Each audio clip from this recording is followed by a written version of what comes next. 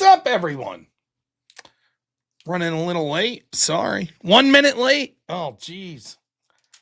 Welcome to America's show. Host robnoerr. The most ill-prepared host in the streaming business. Yet somehow we pull it out every night, night after night. A banger, right? How do we do it? Who knows? Is it skill? Is it luck? It must be my looks. That's what I think's going on. Anyways, got a good show lined up for you tonight. A little slapdash, though. I had an idea of what to do tonight. I thought, you know what? I'm going to stay up late debating tonight.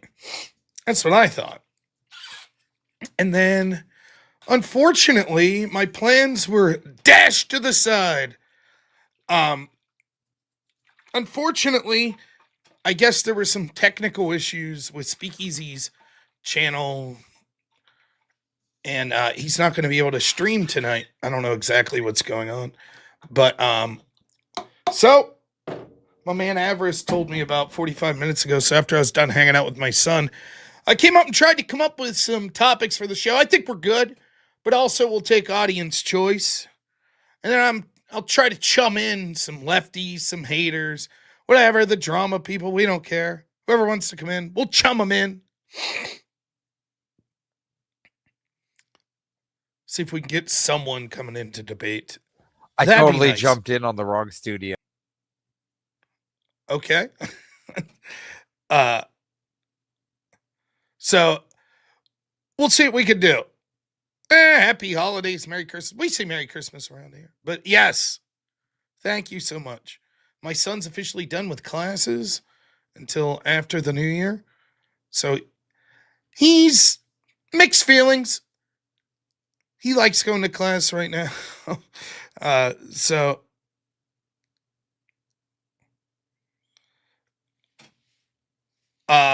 I don't even know what to say. I say, Candace, Ben Shapiro, Tucker, Tim Pool's news conspiracy. I don't even know how to decipher this sentence. All four of them are involved in a conspiracy. Candace feels the other three are in a conspiracy. I have no idea. I have no idea what that is.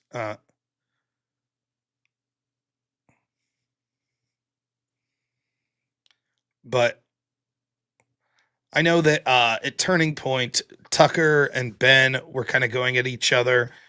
And then Tim Pool made some commentary on that. So we could talk about that if you want. Steve Bannon weighed in. I don't know. One thing I do know is anyone pleased with anybody at this point? Is there a side that you're like, oh yeah, those people got their shit together? Anyone? It ain't the Democrats. People seem to. The average person is like, Democrats suck. They're in the toilet. Republicans, it's like, I don't know. I think I will say this about the whole Candace Owens, Tucker, Ben Shapiro. I'll say this. Although it certainly is taking up a lot of oxygen, we are perpetually online. And I think that it's probably less important to people outside the scope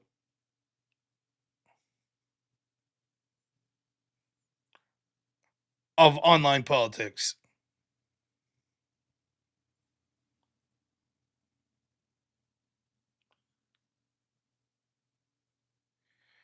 Tim Pool's conspiracy theory shared was Charlie Kirk was the shortlist for VP and was removed from the running.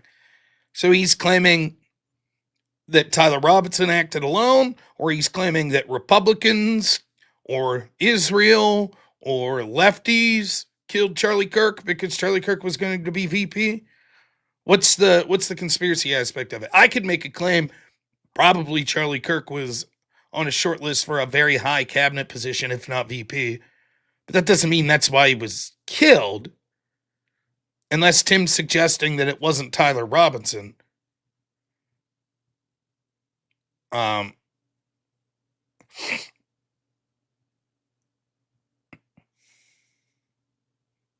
don't know. I don't follow a lot of this shit. I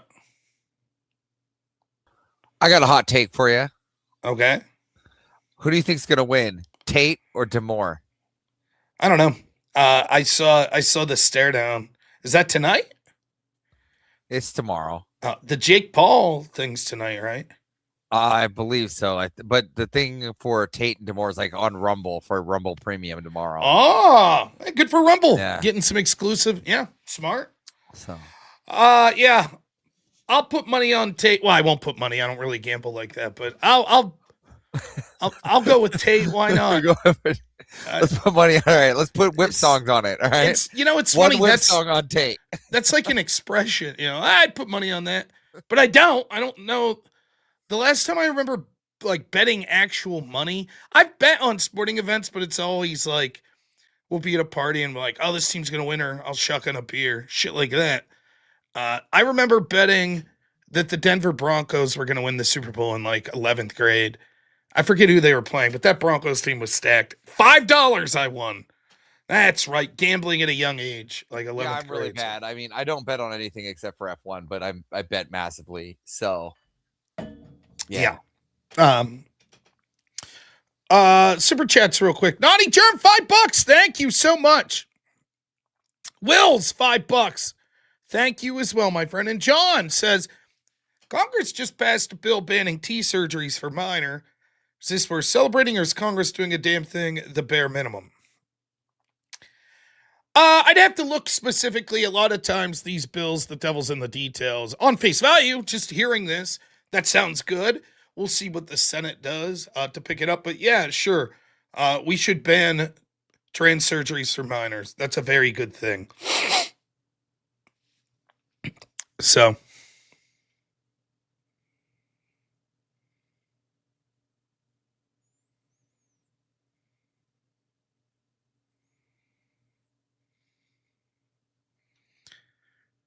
Yeah, I mean, that's a reasonable rumor and guess. I don't know that that's why Charlie Kirk was killed. Like, so I don't know what the I mean, I guess. What's the conspiracy aspect of that? I think that Charlie Kirk may have been VP. There was rumors that was, okay. The way that would become some conspiracy would be like this. He was killed because he was going to be VP. Okay, so let's put our thinking cap on. What sort of groups would want to kill Charlie Kirk for being vice president? Let's start with everybody's go-to, Israel. Really? Is Israel going to be more concerned that Kirk's going to be VP than he's one of the most massive politically influential people in the country? Seems to me they would already be upset. Same's true of the left. Why would the left give a shit? They already would hate him for how well he was doing. So then who would it make sense to kill Charlie Kirk for potentially being VP? One of the other VP candidates? Someone within the own party that didn't want him and his brand of populism? So is Tim Pool... I mean, I don't know. I guess the way it was phrased, the chatter, the way it was phrased was like, oh shit, Tim Pool jumping in the conspiracy theory game. Charlie Kirk may have been on the list to be VP. Okay. So unless it's implying that was somehow,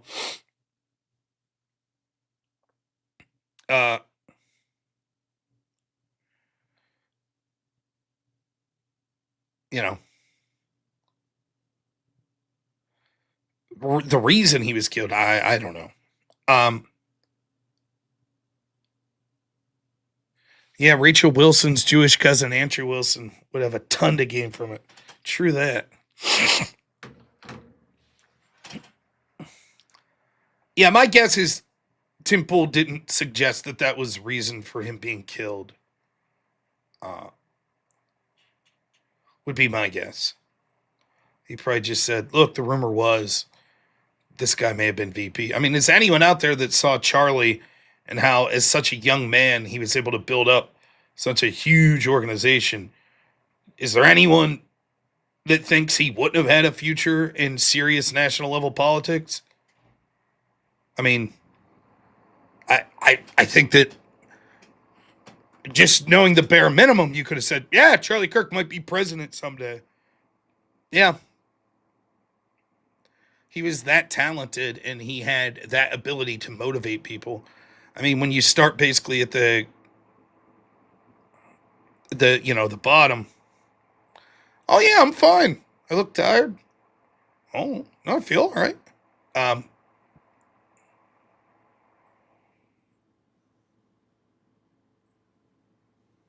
yeah, and I remember that was one of the things everybody was saying.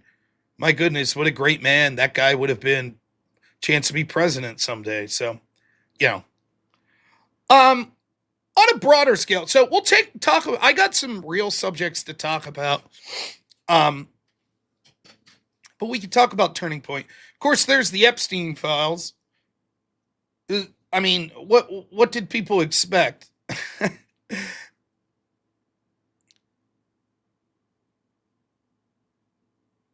um, we'll start with that. So the Epstein files, surprise, surprise, heavily redacted. Is anyone surprised?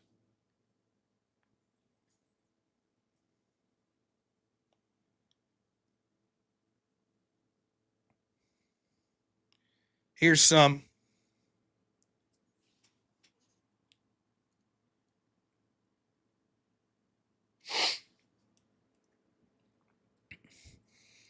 Now, there's multiple ways to look at this. There is the I don't trust. I don't think it's an optical L for this administration necessarily.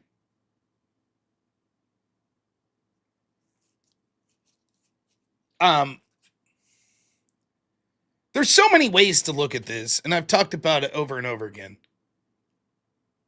So let's start with what I am, someone who's distrusting of the FBI. So we'll start there and how I would look at this.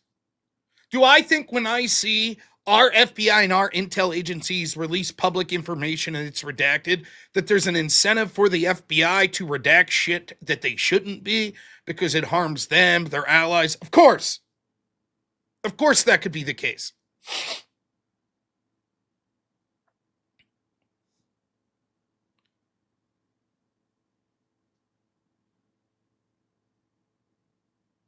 I don't know about that, Aquays. Were they legally supposed to release everything, explain any redactions? I'm not sure. I know there was already huge pushback from a bunch of judges like, you can't do that. And I'll explain why in a minute. So if I'm starting from the premise of, look, I don't trust the FBI, right? If I start in that premise, I got you, Avarice. If I'm starting there, then I would also have to look at the grander scheme of things. Now, Epstein first got arrested in 2008.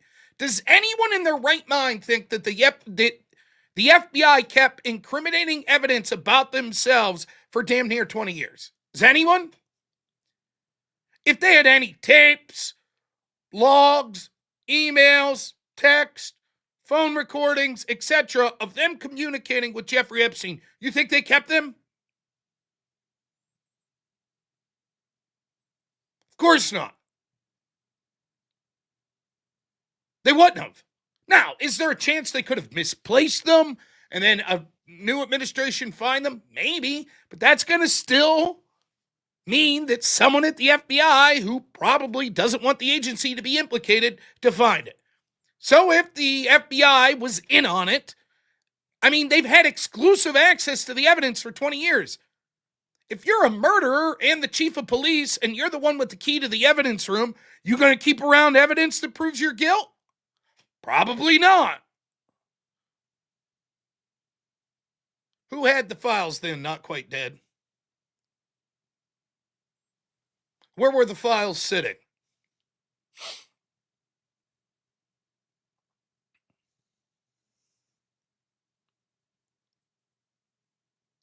Department of Justice, same shit. Attorney General, work under the Attorney General, just like the FBI does. Same shit.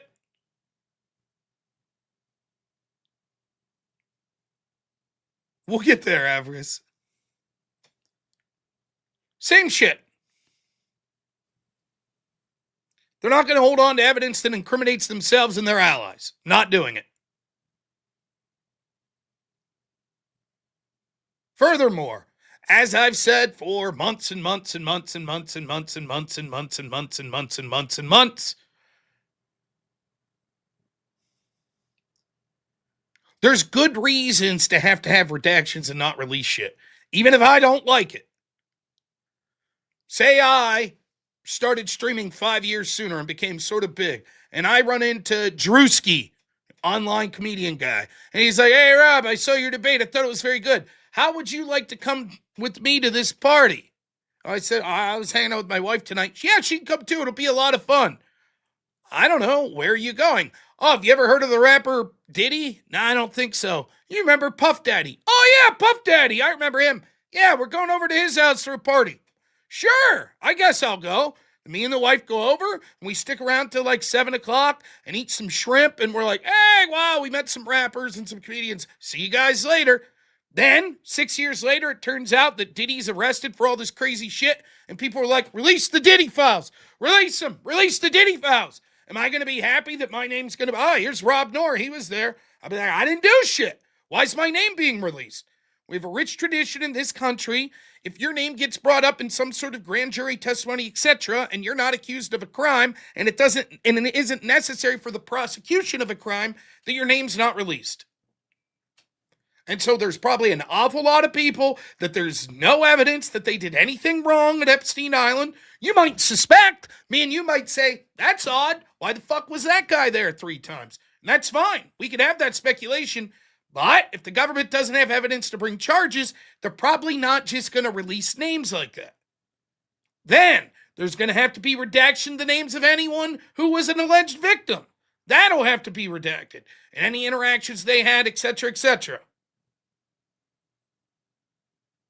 So all of those are legitimate reasons. Even if I don't like it, I'd still say, fuck it, unredact it all. And let them let them fucking sue or whatever. I don't care. But I understand why there would be and why judges have been weighing in. Nah, you can't release those. Can't do it.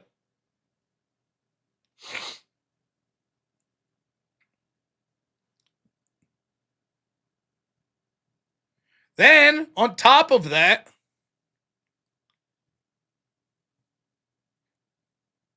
there's the overwhelming propensity that the Epstein files don't exist in the way people think.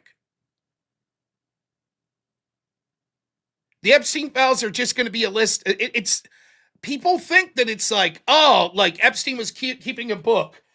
Bill Clinton slept with this 14-year-old on this day, on Tuesday, and then we watched Forrest Gump. And then Bill Gates came over and he slept with 3 Swedish masseuses while we listened to the new Justin Bieber album. And then it's like notarized. That's not what it's going to be, most likely. Most likely, it's going to be emails with Epstein and shit. Just emailing people. Most of it's not going to say anything super incriminating.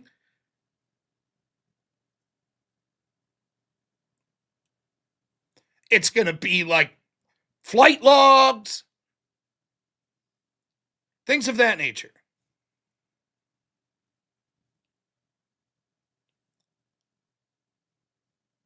I think everyone thinks, and look, maybe there was at one point evidence. Maybe there was evidence that Epstein kept video of people having sex and stuff so that he could blackmail them. It's entirely possible. And maybe he was working with intel agents to do it, okay? I could believe that. I just don't believe they would have kept that evidence this long.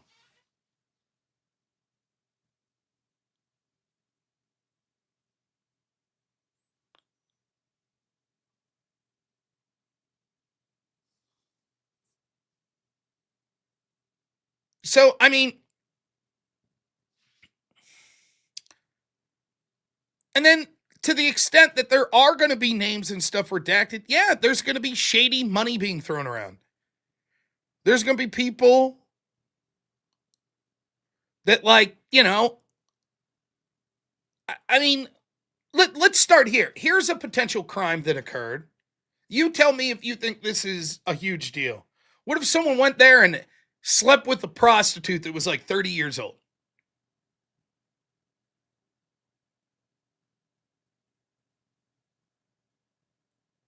What if they did that? Oh, Magellan's way cooler than Biebler, of course. Now, I think infidelity's serious. I think it fucking sucks.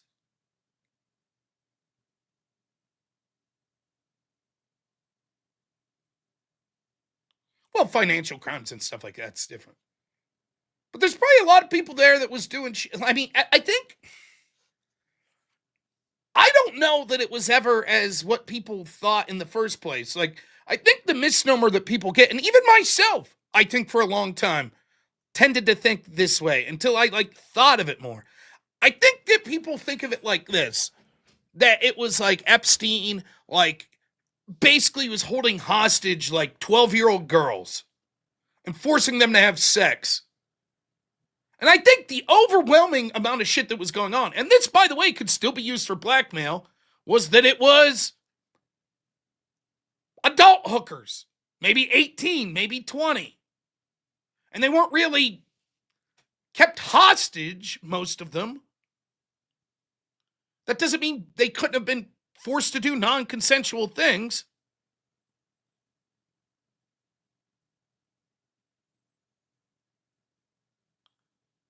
But most of the probably underage victims probably weren't 12. They're probably 16, 17. If you're doing this for blackmail, you probably, the way it would normally work, that'd be the easiest to do it. Bring some chick in, she sleeps with whoever your target is, and you're like, yeah, that chick was 16? You're fucked now, buddy. You're going to do whatever we say. We got that shit on tape.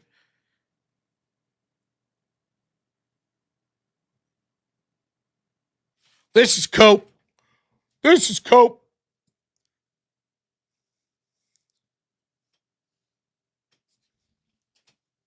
Yeah, you're right. The FBI kept all the evidence of them engaged in this ring of 12-year-olds sleeping with people. Yeah. They kept it.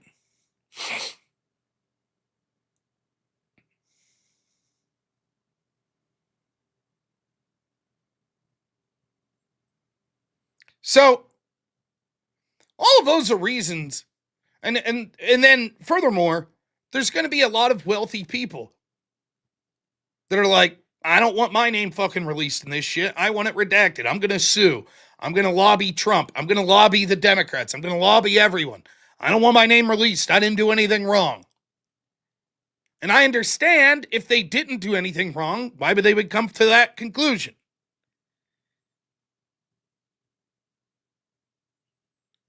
What does this mean? The dude literally had an island for sex trafficking billionaires. Okay? Come on, Rob. Okay? So that means there were 12-year-olds? 12-year-old slaves? That means that the FBI kept tapes of that? That means Epstein took tapes in the first place?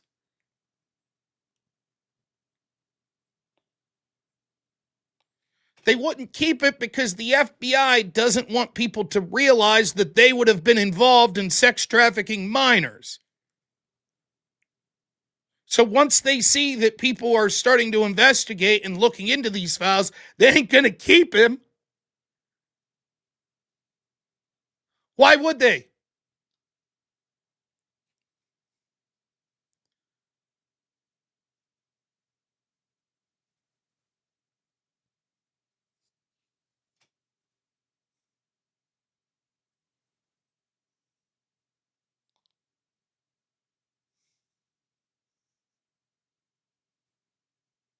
It's called the Finders. They're involved in sex trafficking minors. So I just want to be clear. Your argument is this. The FBI is sex trafficking minors and sitting on evidence that proves that they're sex trafficking minors. And when they know new administrations are coming in that want to bury the current FBI administration, they still leave that evidence there. That's your argument. They're like, yep, no fear. We'll just leave the evidence right there in the filing cabinet. And then Trump's team walks in and is like, there it is. Evidence that the previous FBI administrations were intentionally sex trafficking minors. And they had no incentive whatsoever to bury that evidence. None. No, we'll keep it. It makes sense for us to keep it.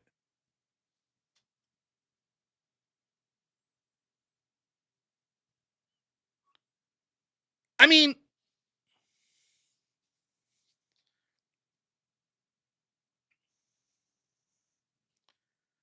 I don't think that's plausible. I really don't. I think that sounds like something that's not likely to be the case.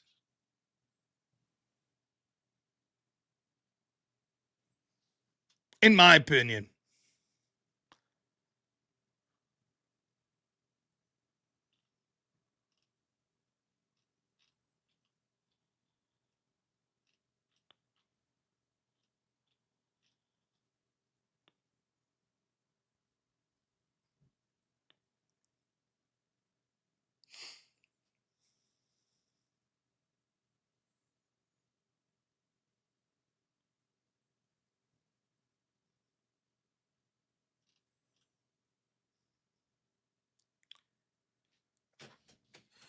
Now,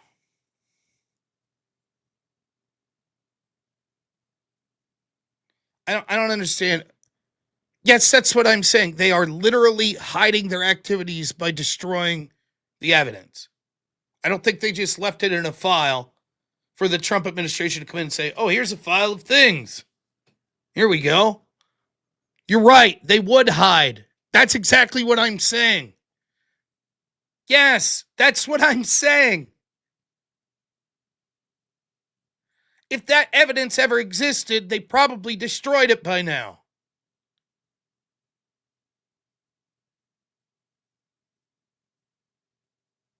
That's my point. I think there's probably a good chance that intel agencies were involved with Jeffrey Epstein. My point is, it's going to be hard to prove it because when we should have been focused on this story 20 years ago, we weren't. And now they've had 20 years. It doesn't mean that there's not a chance that some sort of evidence doesn't come up.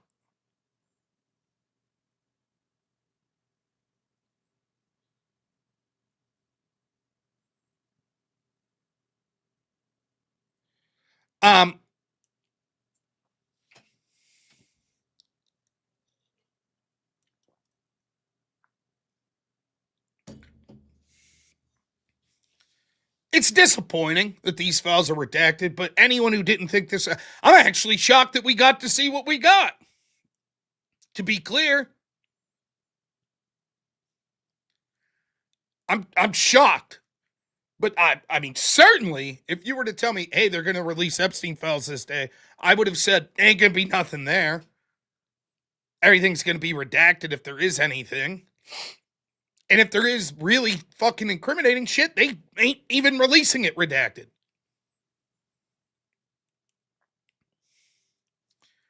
I'm just saying, there's also reason to redact shit.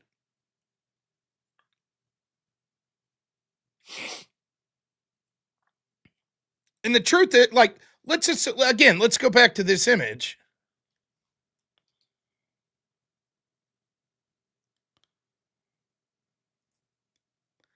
If that image right there, if all those redactions are literally just explaining a victim and what they did to a victim, we would probably all agree, yeah, that should be redacted. Right? We would agree with that. But the problem is, optically, it looks like a damn nightmare, and none of us are going to trust it, nor should we. We would say, why do we trust the FBI? I don't.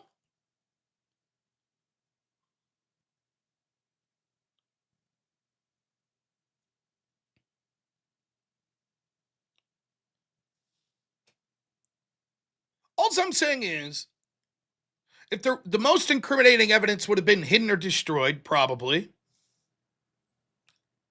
that there are reasons to redact because people's lawyers are going to get involved because you need to protect the identities of alleged victims, etc., etc. And that powerful people that possibly didn't do anything wrong aren't going to want their information put out there. And that's actually quite normal. But I feel that this is a story that's so important that we ought to forego sort of the way things normally are done and say, fuck that. We want to see everything that you have. Everything. Unredacted.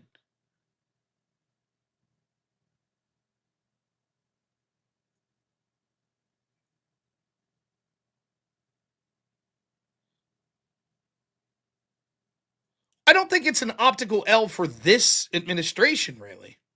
I think it's an optical nightmare for our government. But for this administration, I still think you could say they put more out there than previous administrations. First Trump administration actually arrested Epstein. That's more than previous administrations. They actually put shit out there. That's more than previous administrations. So I do think optically it's a nightmare. But I don't know that you can put it just at the feet of this administration. It feels like they've done more than previous ones. It's still not enough, in my opinion.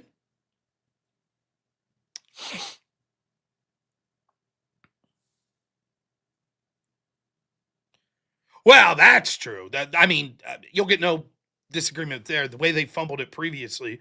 But these releases,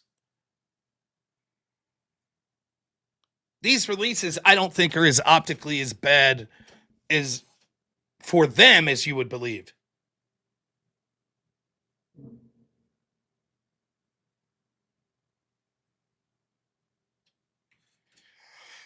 Other things on this, New York Times just did a piece which hates Trump, and they said after looking through all the files that they were able to get their hands on, they could find zero proof of Trump doing anything untoward with Jeffrey Epstein. That was the New York Times. Then we have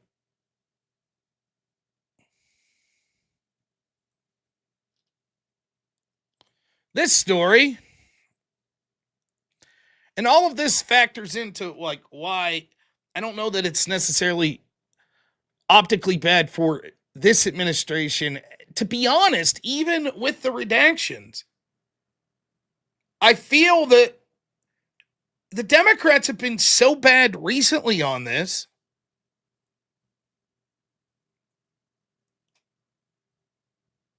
that the whole Epstein thing to the average voter might end up looking worse for the Democrats than it does the Republicans. Not only do we see that there were prominent Democrats that were connected to Epstein, like Hakeem Jeffries and whatever the fuck that lady's name was who was taking calls from him during a hearing. But then you have the New York Times saying we don't see any connections to Trump. Then you have stories like this. This is from yesterday. Frustrations mount among survivors about House Democrats' selective releases of Epstein files and photos. A number of Epstein survivors voiced their concern in a private meeting with female Democratic lawmakers earlier this week about the intermittent disclosure of Epstein-related documents and photos by Democrats on the House Oversight Committee, sharing that the selective publication of materials was distressing. The video call with members of the Democratic Women's Caucus featured multiple Epstein survivors, some of their representatives, and a number of female House Democrats, some of whom told the survivors that they understood their distress and even shared their concerns. Melanie Stansberry, who was on the oversight panel, told the survivors in a meeting she would try to relay their concerns back to the top Democrat in the committee, Robert Garcia. She also said she had already had some conversations with lawyers on the committee about how they were choosing which photos to release, and made clear that she herself was not happy about not getting much of a heads up before the committee's releases. Ayanna Presley, another member of it, agreed with Stansberry's perspective. Since last week, Democrats in the Oversight Committee have released batches of photos that they received from the Epstein estate. The photos have lacked context and mark a small portion of the 95,000 photos the committee members and staff are going through. Democrats have redacted personally identifiable information about Epstein victims and survivors, etc. You get it.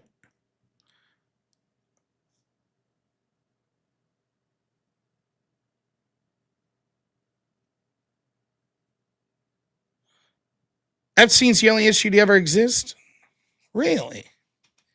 Now, here's another thing I'm going to say, and then we'll wrap up the Epstein talk here. Now, this is going to be maybe the least popular take I've ever had in my show. Let's see how many people are watching on YouTube right now. 277.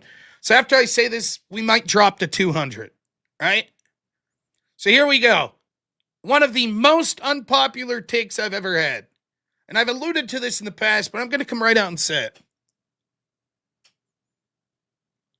How do we know that some of these survivors aren't full of shit? How do we know that? I'm not saying that Epstein wasn't a terrible man that did terrible things, that assaulted women. All of that could be true, and yet that does not mean that every survivor that comes out is telling the truth, right?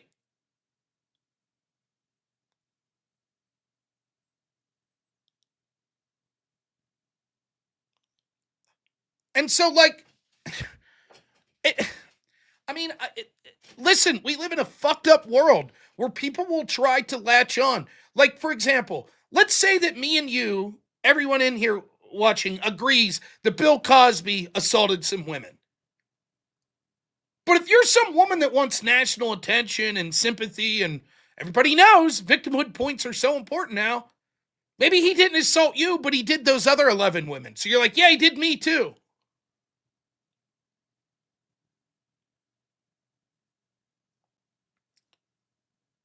So when it starts to become where, like, the survivors are weighing in on the politics of it, like, I get it. Let's assume they really are survivors of an incredibly grotesque and heinous assaults by some of the world's most powerful people.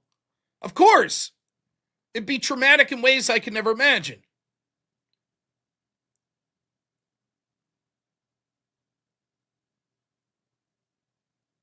But sometimes I don't know.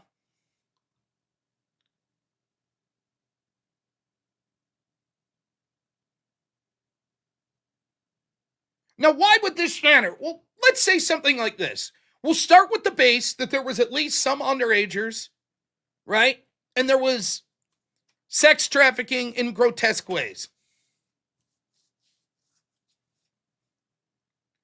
But then let's say a guy named Bob shows up and he sleeps with a woman there. Now, maybe it was totally consensual. Maybe Bob had no clue that this woman was a prostitute, or, I mean, he probably had a clue she was a prostitute, but he didn't know it was like some horrible thing. But then that woman sees, well, no one gives a shit about me if I'm just a hooker. But if I say, I slept with Bob on the island, and by the way, I was a victim.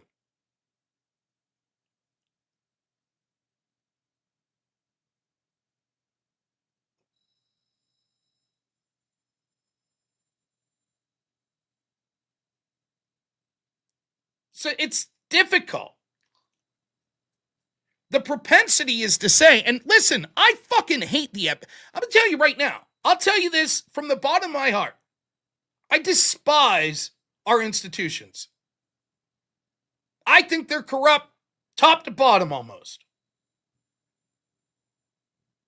If Trump was involved in any sort of sexual activity with underagers, whatever, in Epstein's Island, impeach him, remove him from office, throw his ass in prison the rest of his life. I don't give a shit. I don't give a fuck. Heinous, unacceptable, as grotesque of a crime as one could commit. Throw his ass in prison till the day he dies. I don't give a fuck. Fine, right?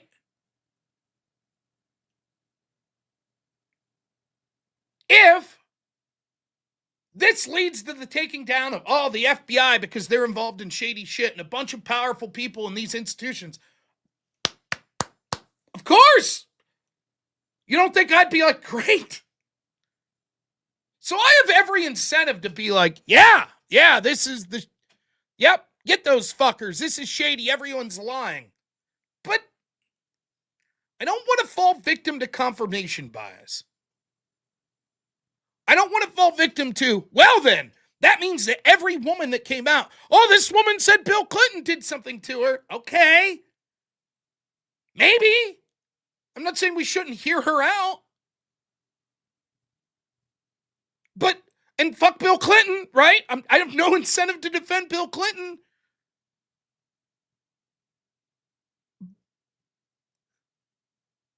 But I'm trying to just be as honest as I can. Like, I saw the Me Too shit. I saw ladies just willy-nilly. He did it. He did it. He did it. He did it. And it's like, whoa.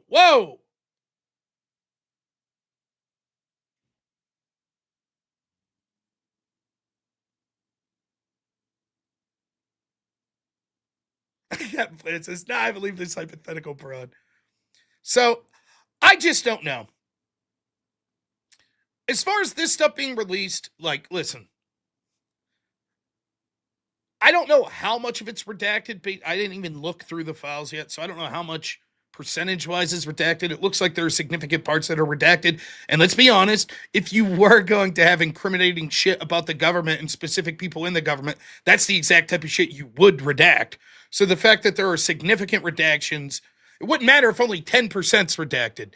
That's where the good shit would be, right? So we get that in itself's a problem. I don't know that optically that it's that bad of a problem. I mean, Trump's got this weird fucking thing. It's surreal to me. Trump fucks up so much that it almost doesn't matter anymore. Like, at this point, could Trump have fucked up the Epstein situation worse than he already did? I mean, an all-time bonder, as far as I'm concerned. Literally telling his base, his core base, if you still believe in this thing that you all have believed since 2018, that I promised I would release, if you still believe that, well, I don't want your support anymore because it's a Democrat hoax. It doesn't get much worse than that. Horrible. So now it's like, okay, they released files, but some of them are redacted. I'm like, well, I'm not surprised. And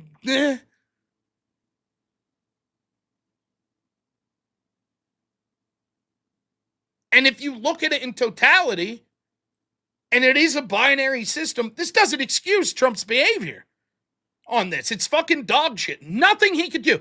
He could go on to mass deport people. He could make abortion illegal. He could solve world peace. It does not change the fact that the Epstein thing and their handling of it initially was some of the worst fucking shit I've ever seen in politics. You'd still say, well, the administration was good as a net, but that situation, there is no changing it. That sucked. That's true. He can always fuck up worse, too. That's true, too. But it's like, we are looking at this through a binary lens. And it's like, Democrats didn't release shit when they had Congress, when they had the presidency. They didn't do shit. Trump side's at least releasing shit. The Democrats are clearly not giving a shit about the story or the victims. They're selectively releasing shit in ways designed to make Trump look bad, and it's blowing up in their face every time.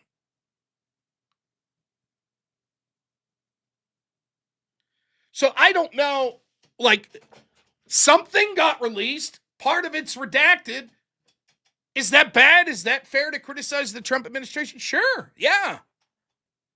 There are possible excuses for why these redactions are there, but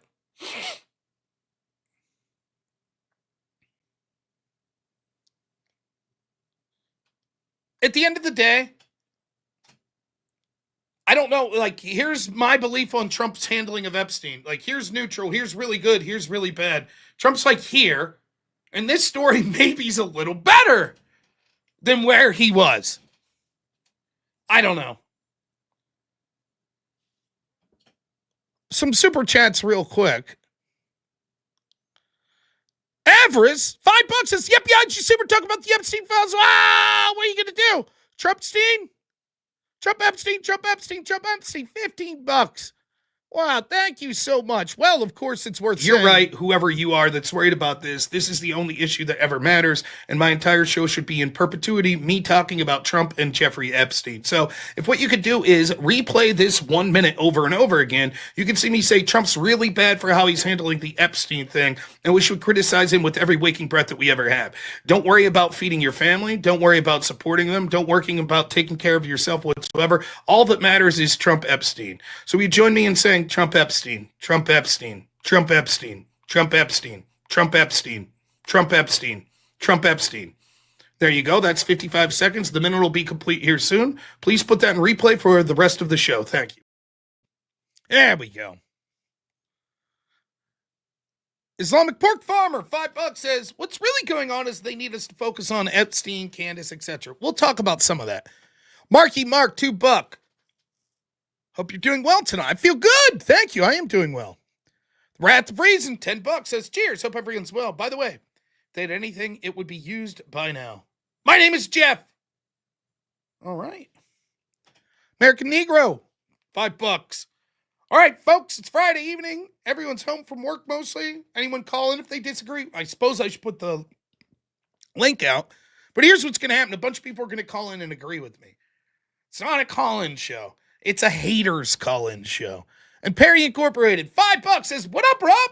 I got into politics about the time that Epstein stayed alive himself. I was always under the impression, oh, well, we'll never get answers. Yeah, it's probably the truth.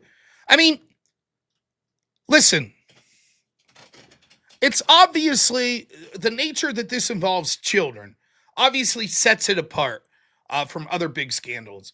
But I imagine it feels a lot like how it must have felt after the JFK assassination. Right? Where you're like, well, they're going to release files. And what are we on now? 70 years? But this must be how it felt. Like, oh, new disclosures coming. And nothing. Oh, now, 15 years later, now we're going to get the bottom. And nothing. And imagine if you lived through that, like, regardless of what your feelings on JFK were. I mean, my goodness, the official story is skeptical, and we're talking about, that's your president. Doesn't matter if you're Republican or Democrat, someone took him out. Was it the Soviets? Was it the mob? Was it people inside our own government? These are serious questions. And you're never going to get answers. So it's got to feel like, yeah, what's up, the guys from World War? There you go. Well, thanks anyways for the offer. It's great to hear you guys. We'll talk about some World War stuff tonight as well. Shy DMs, $5 says, not argue about the Epstein stuff, but if you heard about the finders, it's fucking wild. So I could see people would think the way they do. I believe so. Finders are sort of people that are working with intel agencies that, I didn't know it was a specific cult, but that like basically groom underagers into fucking like sex trafficking. Call me GL, $5 says Patrick S. Tomlinson is actually behind the curtain, child. Redactions, Charlie Kirk, Epstein, crop dusting, sausage production, etc. Do you know him? I do not. Dark Side Digging, $5 says just a little support for the normies. Keep up the good work, Rob. Thank you. No, that was one of the stories that I planned on talking about tonight.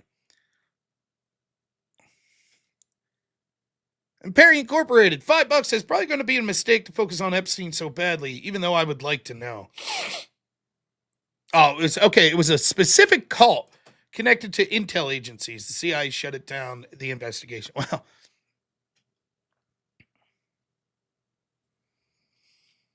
so now, where was I?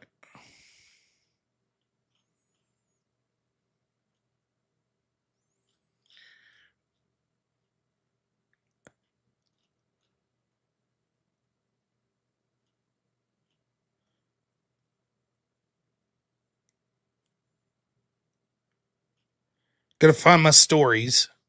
By the way, anyone watching who wants to call in and argue with me about something, debate me, and I don't give a shit. We were going to hop on Speakeasy's debate panel tonight, but he had some technical issues. Something came up, so he's not doing the panel tonight. So that was the plan for tonight. Don't worry, I always have enough things I could talk about. So we'll, right? But I'd love to argue with some folks. So that would be wonderful. Joseph Romano, $5 says, been a while. Felt you needed your blessing. Oh my goodness. We have not received blessings in quite some time. Thank you, Joseph. Shy DMs, $5 says, here's more money because you have to know, bro. FBI hired intellectuals to gather intel. They turned their own children into that. Wow. Brutal.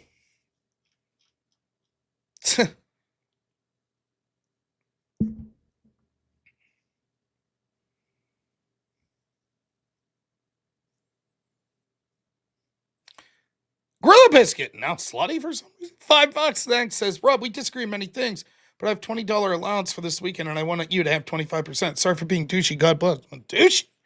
Please, thank you all. Thank you specifically. I appreciate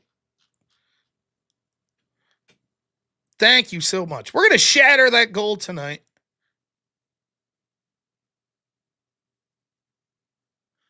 Debate prompt. Epstein was a good guy, and you have to debate the affirmative. I could do that if I wanted.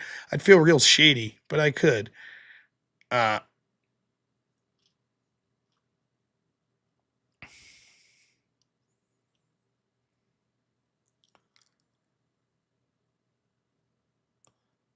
right.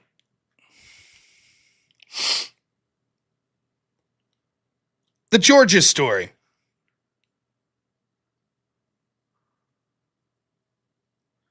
Now, there were so many shady stories regarding the 2020 election that it's almost like it goes back. I'm so bad with history and quotes and shit, but wasn't this someone in Stalin's team that talked about the bigger the lie, the more people will believe it? Sometimes shit's so shady and there's so much evidence of it that it's overwhelming and it just goes. And until you really sit down and hammer in on like a specific area where you could prove, it's almost like I'll give you an example. Do you remember when James O'Keefe was still with Project Veritas and he did this like door-to-door investigation on ActBlue? It was incredible. Maybe we'll cover this later tonight too. Basically what he did was he got like ActBlue's like publicly disclosed donation sheets. And so he would show up to all these like poor neighborhoods where people were donating like tens of thousands of dollars to ActBlue in like $50 increments. And so he'd knock on the door and some old lady would come out with a walker and he'd be like, "You mind if I ask you some questions?" "Of course, young man. Have you ever sent any money to like a political cause?" "Yeah, I think I have." "And can you tell us about it?" "Oh, I'm a Democrat. I sent money to some Democrats that called me." "And how much did you send?" "I don't know, maybe $15. "Is there any chance you've sent $43,000? "No." "Okay, because this disclosure form says you have." "What?" And it was like person after person. They were seeing this. And it's so overwhelming. You're just looking at this and you're like, you would be suspicious of any one person donating that way. Like, who does that? Who donates hundreds of times in like $20 increments?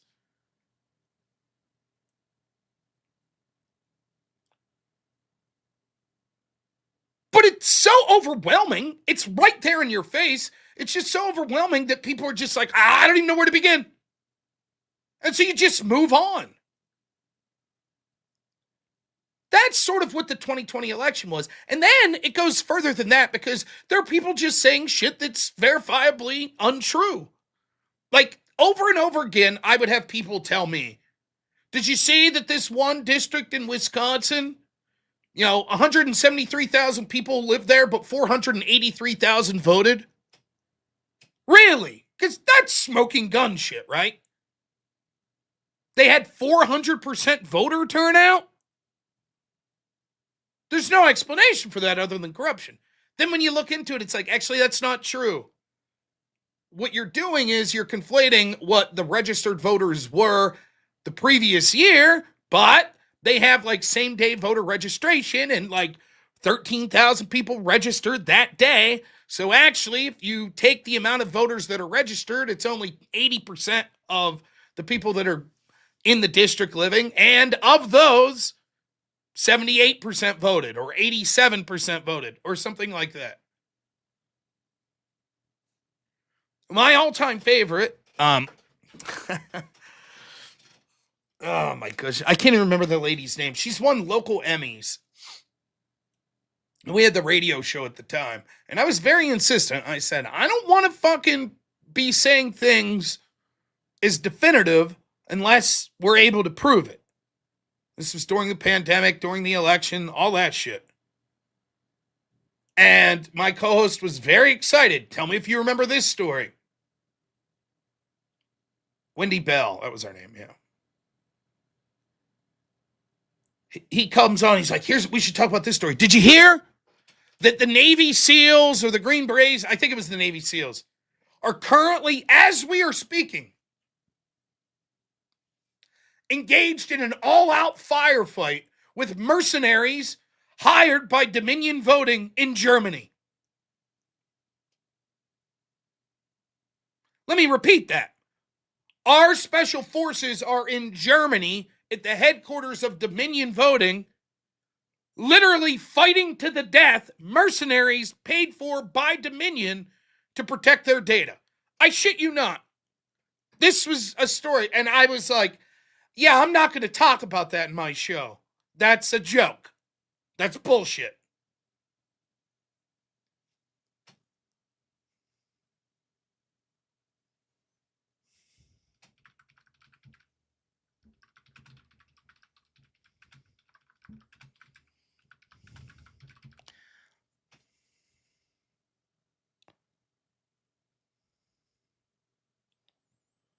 Let me see if I can find. I'm not even kidding you, though. There were people saying this shit.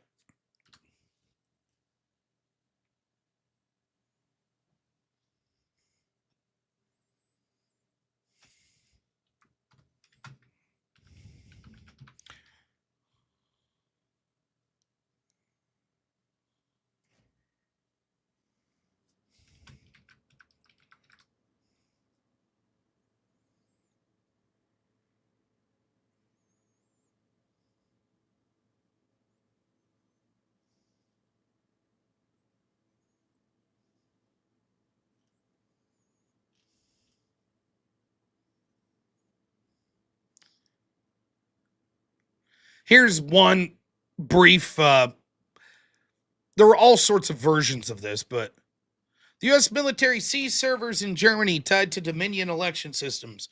No, the U.S. military did not raid election software company tied to Dominion. Skittle, a Spanish election software company at the center of the claim, said the U.S. military hasn't seized anything. It was Spain, not Germany, I guess.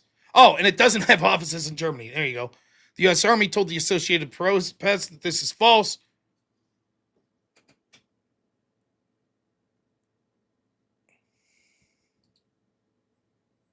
Posts circulating online claim that the U.S. military raided the Spanish election software company Skittle in Germany and seized its servers for evidence of manipulation in the 2020 election. Some posts claim the servers have ties to Dominion.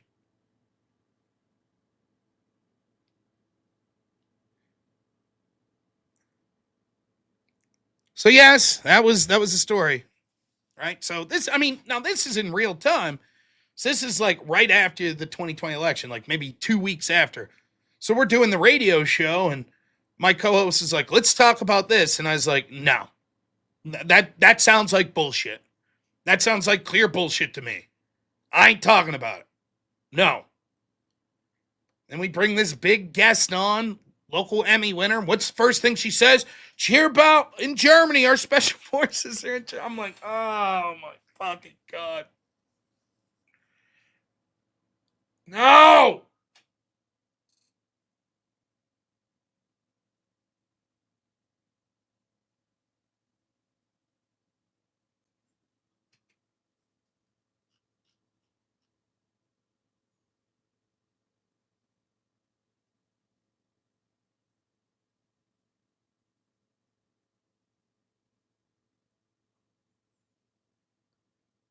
So, when you take the vast scale of what was going on, and plus there was just crazy fucking stories out there, for an average person, it's hard to sift through the shit. You're just like, eh. And here's the thing. This story was so huge about the 2020 election in general because we mass changed the way that we proffered elections in this country. For example, my state of Pennsylvania, it was very rare to cast mail-in ballots. There were ways you were allowed to do it, but you had to be like, have some sort of disability and fill out paperwork that you can't make it in-person voting. Or you had to be on leave for military service. Things of that nature. But it wasn't ever intended, nor had it been, that there was just mass mail-in voting. And this occurred all over the country. Now, mail-in voting is illegal in many European countries because fraud and error.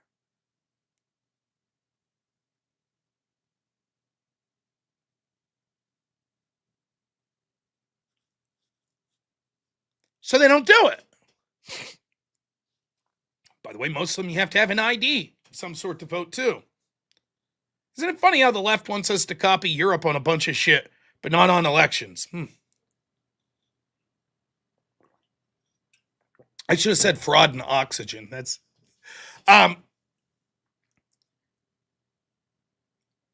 so you would expect that there was going to be all sorts of legal challenges, confusion, errors, and fraud, possibly. And yet, instead, we were told that it was the most secure election ever.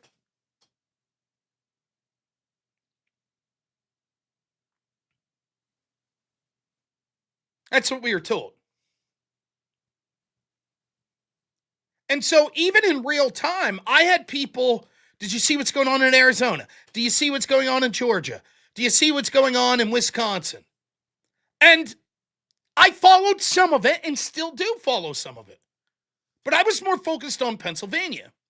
So, for example, one of the plaintiffs on the court case that got mail-in voting overturned temporarily by the Superior Court in Pennsylvania was a good friend of mine, Bradford County Commissioner. His name's Doug McClinko. I'd been talking to Doug about his case, what was going on there. I also talked to some journalists and some things that were going on here in Pennsylvania. And the story of what actually happened in Pennsylvania is remarkably similar to what happened in Georgia, though I think Georgia's worse. Basically, the gist of it is as follows in Pennsylvania. There was a bunch of questions that everybody knew was going to be raised in court after the election. And they all had to do with mail-in voting. So some of the questions were, what do you do with ballots that were postmarked before Election Day but received after Election Day? What do you do with ballots that were postmarked after Election Day? What do you do with ballots that the signature didn't match the voter registration? What do you do with mail-in votes in the first place? Because there was potential legal challenges in general about mail-in voting. Now, what was supposed to happen was these precincts where the votes were occurring were supposed to keep separate piles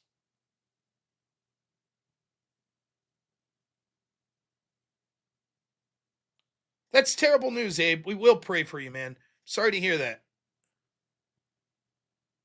God bless you, man. They were supposed to keep separate piles of all of these ballots. So here's the pile of all mail-in ballots. Now, we'll separate from there. Here's the ones that the signature didn't match the voter registration. Here's the ones that were received after Election Day.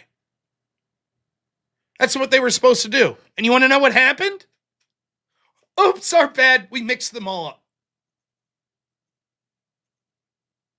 Now, here was the problem. Let's say the courts would have said, you know what? Yeah, if your signature didn't match from your ballot to your voter registration, sorry, the ballot doesn't count. So how many votes was that? You know what they would have said? We don't know. We don't know. Sorry. They all got mixed up. Now we could never know. Now you have plausible deniability. What are you going to do? Months later? Redo the election? It's too late. And then you have plausible deniability from now until the end of time. We don't know. We don't know. Prove it. Prove the election was stolen. We can't even look at the data. They literally set the system up to make it so it was impossible to audit. That's what they did. Now, you would think if you were interested in fairness and making sure, like, take fraud out of the equation. You just know that when you have mail-in voting, there's more likely to be human error. Like, people put the wrong address, they sign the wrong thing, etc., etc.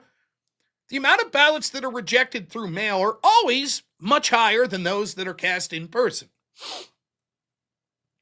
You would expect that to be especially true when people are doing it for the first time. For example, if you live in a state that allowed mass mail-in voting, and you've done it 8 times in your life, your chance of making an error probably much lower than the person doing it for the first time. The chances of the people collecting the ballots making an error probably much higher than the precincts that have done it dozens of times. That's what you would expect. Given that, you would expect that everybody knew that, and so they'd say, let's make sure to dot all the I's and cross the T's and keep everything as secure as possible afterwards, because we know that there was a chance for significant errors, because this is the first time we're doing this. So let's make sure that it's an easy to audit procedure to make sure, this is beyond talking about fraud, just to make sure that everything went smoothly. That's what you would expect. Instead, it was the exact opposite. Exact opposite. Oh, we mixed all the ballots together. We don't know. Oh, we accidentally destroyed shit. Sorry.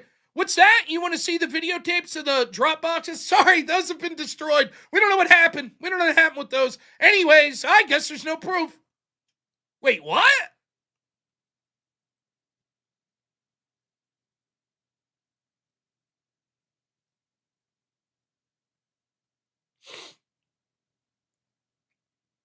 Now, it's always been the case in Fulton County, Georgia. It's been ongoing for years, and I've been sort of keeping up with it.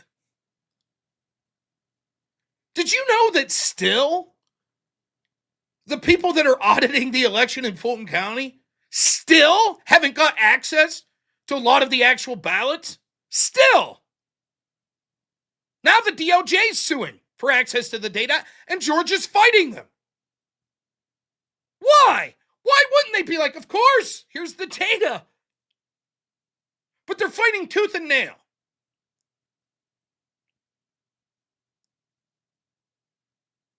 Now we find out that 315,000 votes did not have the proper poll worker's signature. Now, this is important. We have laws that are very important in the way we proffer our elections to ensure that there's not human error, there's not fraud. Legally, in the state of Georgia, these poll workers needed to sign off on these ballots. Think of why that would be important. Let's say you wanted to cheat and you're like, fuck it, here's an extra 40,000 ballots, all for the guy I want to win. Well, that's difficult to do because you'd need more people involved because you'd need poll workers to sign off on that. But what if you didn't? What if no poll worker was signing off on it? How would you be able to determine if fraudulent votes were added? The Federalist has the story. Let's read it. Fulton County, we don't dispute 315,000 votes lacking poll worker signatures were counted in 2020. When the law demands 3 signatures on tabulator tapes and the county fails to follow the rules, those 350,000 votes are by definition uncertified. Earlier this month, Fulton County admitted approximately 315,000 early votes from the 2020 election were illegally certified, but were nonetheless still included in the final results of the election. The admission came during a December 9th hearing before Georgia State Election Board, stemming from a challenge filed by David Cross, not the guy that was on Mr. Show, I'm assuming, a local election integrity activist. Cross filed the challenge with the SEB in March 2022. That's how long they've been dragging this out. Cross alleged that Fulton County violated the Georgia statute in the handling of the advanced voting ahead of the November 2020 election, counting hundreds of thousands of votes, even though polling workers failed to sign off on the vote tabulation tapes critical to the certification process, and Fulton County admitted to it. Ann Brumbaugh, attorney for the Fulton County Board of Registration and Elections, told the SEB in a hearing that while she has not seen the tapes herself, the county does not dispute that the tapes were not signed. Brumbaugh continued. It was a violation of the rule. We, since 2020, again, We have new leadership and a new building and a new board and a new standard operating procedures. And since then, training's been enhanced, but we don't dispute the allegation from the 2020 election. Georgia's Secretary of State office investigated the alleged failure to sign tabulation tapes and substantiated the findings that Fulton County violated official election record documentation process when it discovered that 36 out of 37 advanced voting precincts in Fulton County, Georgia, failed to sign the tabulation tapes as required by the statute, according to a 2024 investigation summary. In addition to probing the unsigned tabulation tapes, the investigation also found that officials at 32 polling sites failed to verify their zero tapes.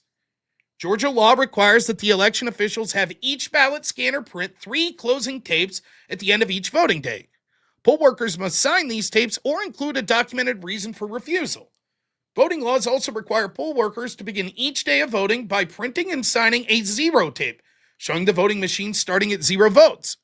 If there is no record of whether the tabulator was set at 0 at the start of the polling, there's no way of telling whether ballots from the previous election or ballots from the test run were left on the memory card and might be counted later. Notably, this happened in Montana, where officials discovered more votes than were cast and believed the votes were leftover sample data that had not been cleared. These signed tapes are the sole legal certification that the reported totals are authentic. Cross told the SCB at the December 9th hearing, Fulton County produced 0 signed tabulator tapes in early voting. Cross stated that he obtained 77 megabytes of election records from Fulton County through an open records request that cost $15,800. According to Cross, these included 134 tabulator tapes, representing 315,000 votes. Each signature block on these tapes was blank. Cross also highlighted additional regularities, such as polling locations being open in possibly late hours, like 2:09 a.m. Cross also found out that he found, quote, duplicated scanner serial numbers, where the memory devices were removed from one scanner and printed on an alternate scanner. These are not clerical errors. They're catastrophic breaks in the chain of custody and certification, Cross said. Because no tape was ever legally certified, Fulton County had no lawful authority to certify its advanced voting results to the Secretary of State. Yet it did, Cross said. And Secretary Raffensperger accepted and folded those uncertified numbers into Georgia's official total without questioning them. This is not partisan. This is statutory. This is the law. When the law demands 3 signatures on tabulator tapes and the county fails to follow the rules, those 315,000 votes are, by definition, uncertified. Kevin Moncla, an election integrity activist who's been at the forefront of these challenges, estimates the numbers likely higher than 315,000. Cross is asking the SEB to impose sanctions on Fulton County, have them publicly acknowledge their violations, and for the state to decertify Fulton County's 2020 advanced voting results. It's not to change who sits in the White House or what the score was, but to instead place an indelible and permanent asterisk on the record and finally force accountability.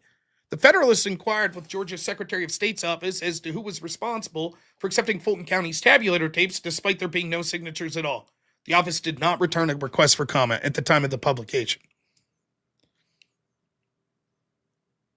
But remember, we were absolutely assured, Bill Barr looked at everything. He looked at, remember that? You remember hearing that? Bill Barr told Trump, there's nothing. Everything's on the up and up. There's no problems. I wonder how Bill Barr missed this.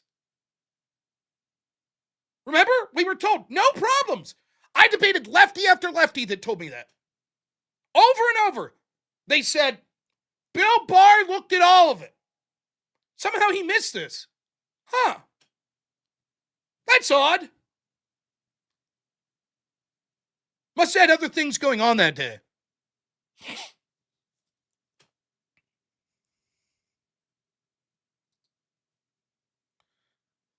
Clay Travis says, so Fulton County, Georgia, Atlanta now admits it completely violated the law with their 2020 vote tally. Not only cost Trump the state, it also cost Republicans a Senate seat, which gave Democrats control in 2020.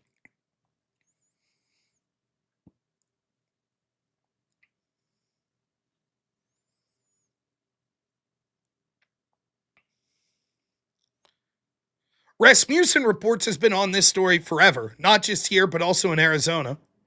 Georgia 2020 trust deficit, forensic audit was blocked. 100 drop boxes, no surveillance video. 15 election routers, completely gone. 10 Dominion tabulators, completely gone. 20,000 ballot images, completely gone. 148,000 mail ballot signatures, unverified. 150 ballots, 150K ballots, still locked up. This is from the AP. The suit sought an outside review of the nearly 150,000 absentee ballots cast in the county, arguing that people who participated in the hand recount of the election claimed to have seen absentee or mail-in ballots that suspiciously weren't creased and didn't look like they were marked by hand. Suit was dismissed in 2021. However, the State of Court of Appeals overturned that decision, determining voters did have indeed standing in the case. Went back to the lower courts where it's still pending. Still, to this day, we have not had anyone other than the officials that are mentioned here look at those ballots. Still fighting it to this day. And guess what? When they finally get to see it, is anyone going to be shocked if they go, we don't know what happened to them? We don't know. We don't know what happened. We thought we had them locked up there. We don't know.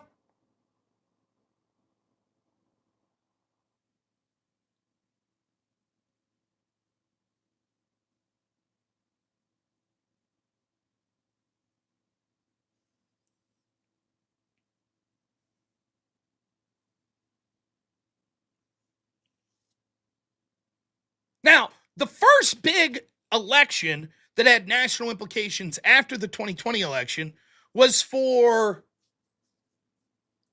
for mayor of New York, or it was something in New York. Let's see if I can find this real quick.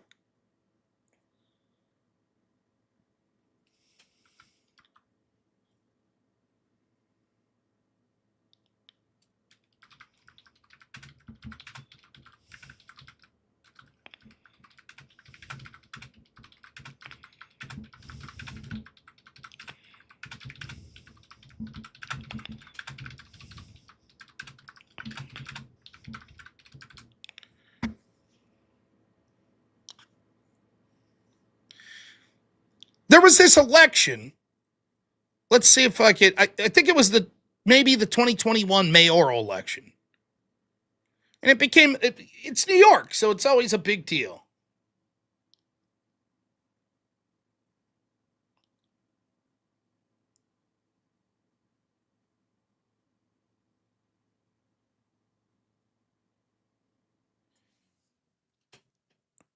So here's an AI overview of it.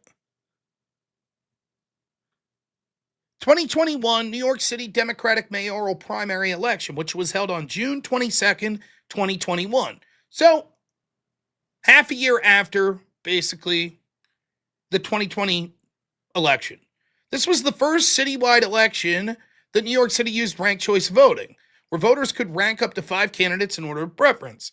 The primary determined the Democratic nominee for mayor, who would go on to win, obviously, with leading candidates including Brooklyn Borough President Eric Adams, former Sanitation Commissioner Catherine Garcia, a civil rights attorney Maya Wiley, and others. On June 29, 2021, the New York Board of Elections released preliminary RCV results based on in-person votes. Absentee ballots were still being counted. These results initially showed Adams leading Garcia by a narrow margin of about 1%, or roughly 9,000 votes, after multiple rounds of tabulation. However, reporters, campaign staff, and observers quickly noticed a major discrepancy. The total vote count was inflated by approximately 135,000 ballots compared to the initial tallies.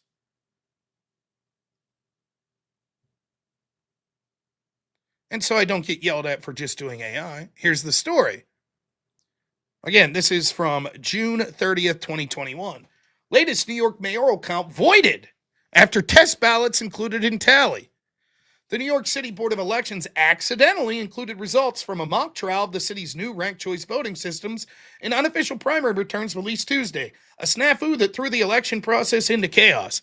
Tallies released Tuesday afternoon indicated that Catherine Garcia had come within 2.2 votes of the leading Democratic candidate Eric Adams after ranked choice tabulations were processed. But shortly after the results were released, reporters and campaign staffers noticed there were roughly 135,000 more votes counted than those reported on election night.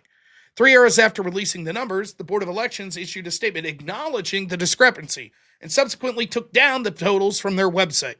After 10 p.m. Tuesday, the board finally came clean with the statement. The test ballots were never cleared out of the tabulation system and thus added the additional votes into the total, skewing the numbers. The board said it had removed all the erroneous ballots from the count and will rerun the results. Though when the new rankings will be ready will still be unclear. Now, when this occurred, Adams was the runaway favorite, who would then obviously go on to win. But I remember, because it was verboten after January 6th to question election results.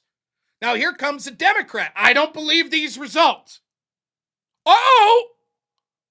But no one treated him the same way. They're like, well, let's look into this. And here we have the exact situation as to why you would make sure that there were signatures on the voting tapes. Whoops! We accidentally left the test case on there. So there was 135,000 extra voters. Now imagine if they wouldn't have done the proper procedure and signed that the voting machines were zeroed out and just said, fuck it, the numbers stand. What are you going to do about it?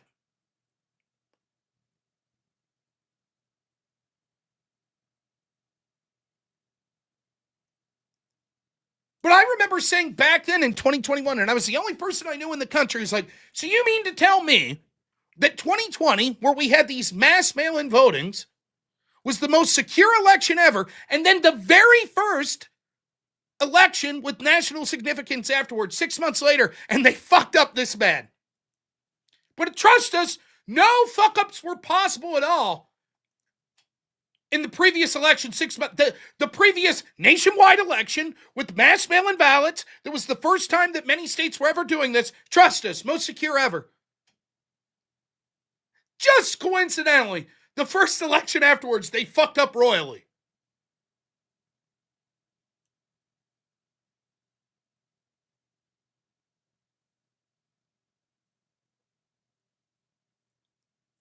But no one gave a shit. They were like, oh, they fixed that. See? That proves that the 2020 election. See, if there was a mistake, they would have caught it. Right. When a prominent Democrat was being fucked over, they jumped on it to catch it. Now, it's sort of like the Epstein issue in this sense. We're never going to see the fucking proof of somewhere like Georgia. How would we know? It's literally impossible at this point. Same with Pennsylvania. Once they mix the ballots together and it's like, well, it wasn't verified and sorry, it's been 5 years and the tapes were destroyed. You could speculate. You could say, wait a minute. We think this would have been enough to switch this state to Trump. They'll be like, prove it. Well, we can't because they destroyed the evidence. That's a shame. So you're wrong. Now, if this was the other side, let's say in 2028, a bunch of conservatives do this. Oh, sorry, we certified a bunch of shit that showed Republicans won that shouldn't have been certified, and no, you can't see the evidence, fuck you. Democrats would go nuts, and they'd be allowed to, and they'd be right to be pissed.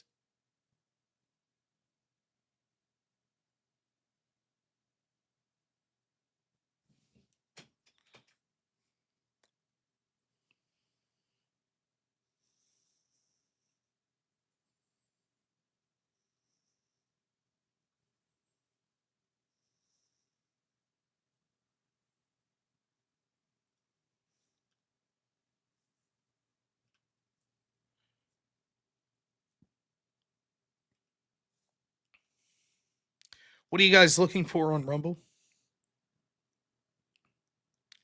The 24-hour stream, YouTube intentionally removed it. I got to look and see if I could dig it up on YouTube. Rumble only recorded 14 hours of it. Now, my editor, Black Elk, recorded some of it on his own, and that's why he was able to upload that. But if that's what you're asking about, yeah.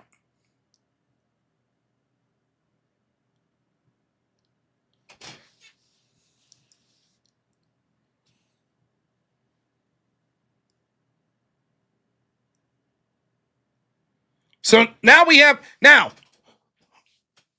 one other thing. This is exactly what I thought. Hans Mank says, a 5 years too late admission that Georgia illegally certified 315,000 ballots in the 2020 election. handing Joe Biden a win by just 11,779 votes is not a small detail. It's a historic breach of democratic accountability. The fact that President Trump eventually won re-election does not erase what was done. He is vilified, canceled, and relentlessly prosecuted for stating what has now been acknowledged as true all along. If this passes without consequence, it will eventually be looked back on as the moment when inaction, not the wrongdoing itself, became the defining failure of democracy. And more importantly, remember, Trump, when he talked to Raffensperger, who signed off on these illegal certified ballots,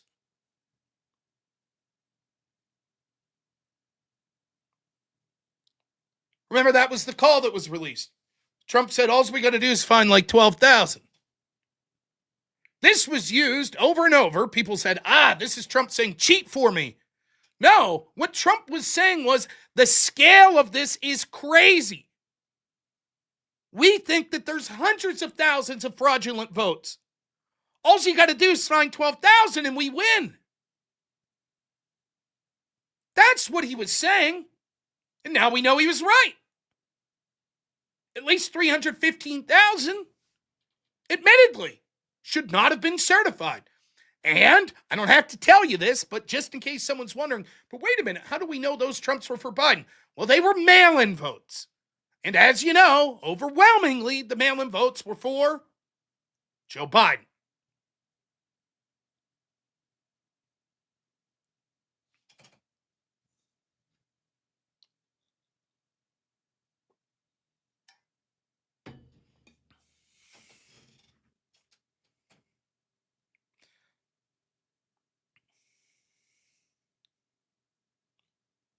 Premonition, thanks so much. $5 says, hi to all friends. I agree with everything, so can't argue. Doing my part. Merry Christmas. Thank you. Islamic Pork Farmer, $10 says, well, I do send robnoerr super chats 10 at a time. True that. Hopefully it gets up to $50-something thousand. Like,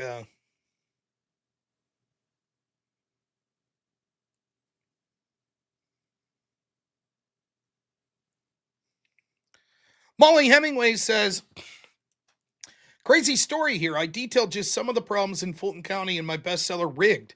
There were five serious reasons why 2 of the 5 Fulton County officials voted not to certify the troubled county's results. However, the panel was made up of 5 people. The 3 Democrats overruled the 2 that were against this. Zach Gilpy, $10 says, Merry Christmas all. Thank you, Zach.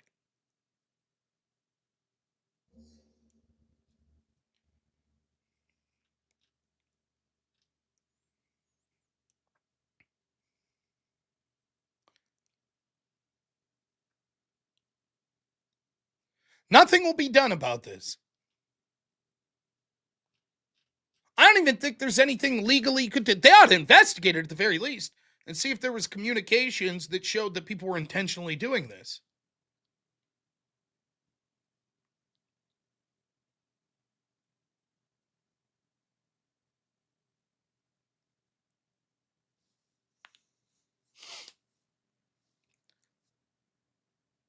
But if they're just like, oh, we didn't know, we fucked up, that's not a crime. So they're going to get away with it. And the truth is, the Democrats knew all along that this was incredibly shady. They didn't give a fuck. That's why they wanted you silenced. That's why they wanted to shame you. Oh, you still think the election wasn't fair. Ha ha ha. What an idiot. They knew it all along. They just didn't give a fuck. Remember, when the Democrats do this sort of shit, it's not that they're worried you're wrong. It's that they're worried you're right. That's why they want you silenced.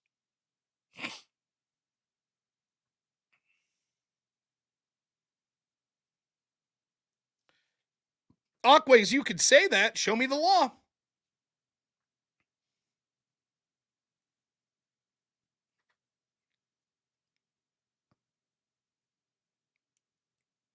Show me the law. JW Thorpe, $20 says, hi, Rob. Hi, thank you.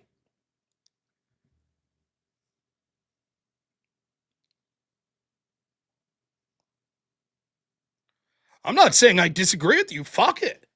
I think it probably was intentional. You could make the law now. But again, what do you say? If you fuck up like that situation in New York, all those people should went in prison and that Eric Adams.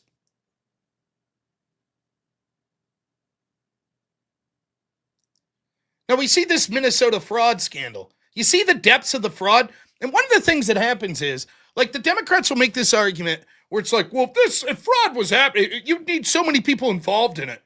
You would never know. Look at how bad shit got in Minnesota. Now they're estimating over $10 billion.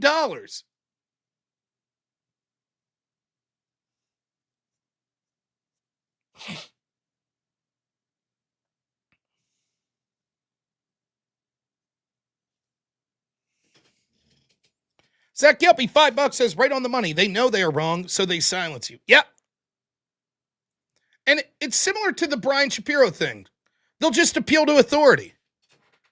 Show me the court case. Oh, they didn't lose any? Then it didn't happen. Didn't happen. And I've said this from the get-go. Remember, I've argued several times with Destiny on January 6th and alternate electors, and it's the worst thing in the world. And he says he's forced to say this because he's also defended insurrections and defended political violence. So he says something akin to this. Well, if the election really was stolen, then, and that's what all these lefties say. Okay. And I said, what'll happen is, I say it all the time, like, if we find proof, and this is what they'll say, because they know that it's likely that something like this would occur. So they'll say something like this. Well, that's just one state. It doesn't matter. Yeah, but the whole point is, if this could happen in one state, and it was this bad, hundreds of thousands of ballots, in an election that already looked highly suspect, ballots coming in almost all for Joe Biden in the middle of the night in swing state after swing state, can you start to see why Trump's team would have been like, holy shit, let's get some alternate electors in here as a placeholder while we sift through this shit? And yet, the Democrats said, fuck that, no time, everything's been looked at, there's nothing wrong. And now we see, okay, we admit, we certified over 300,000 that shouldn't have been. Oh, well, that's 5 years ago, what can we do now? I guess you guys should have raised the stink back then. Oh, what's that? We censored you all, so you weren't allowed to? Oh, well, anyways, moving on. It's the same fucking story over and over again.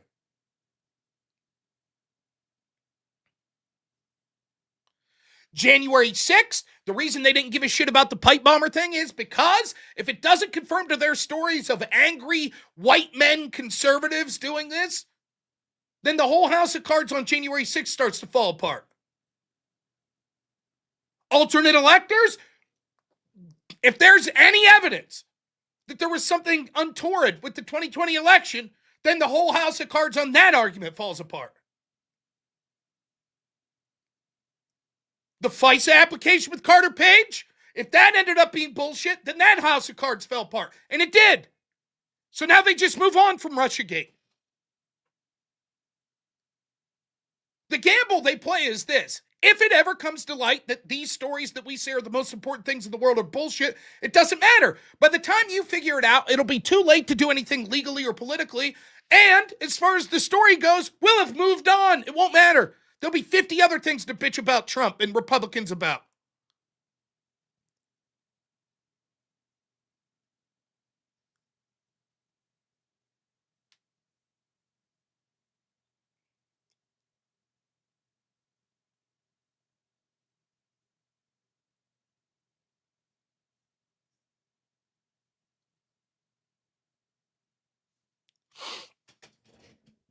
All right.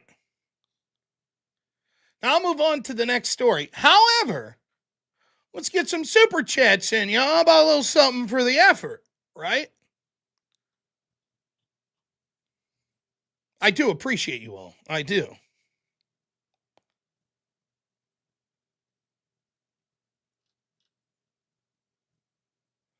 Cherry Blue, thanks so much. $10 says, Merry Christmas, bro. May your holidays be blessed. Thank you. They will be. Thanks so much. I'm very excited. I've been pretty good on my diet, but tomorrow we're going over to my mother-in-law's place, and my wife and her sister and her mom are making Christmas cookies. So come on, Rob, keep that willpower strong. Don't eat 10 pounds of Christmas cookies tomorrow. You can do it.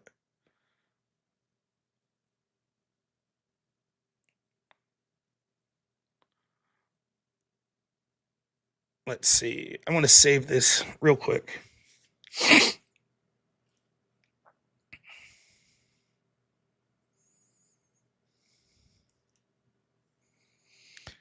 State of things. $20. Thank you. Says someone's got to say this, and I'm glad you are. Merry Christmas, Rob. Thank you. Just do 100 more push-ups. There you go. Smart. The meat pill, $5 says Merry Christmas. Thank you. Merry Christmas to you as well. Thank you.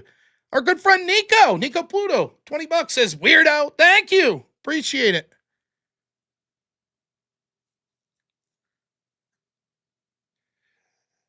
All right. Are there any specifics? Someone said if I talked about Turning Point. No. But I can. Now, I didn't watch a lot of it, but I've seen the things that people were talking about. You had Ben Shapiro that basically went off on Candace Owens and Tucker Carlson. You had Tucker Carlson that sort of clapped back at Ben Shapiro. We could watch those videos if you like. Then you had Steve Bannon that came out and clapped back against Ben Shapiro.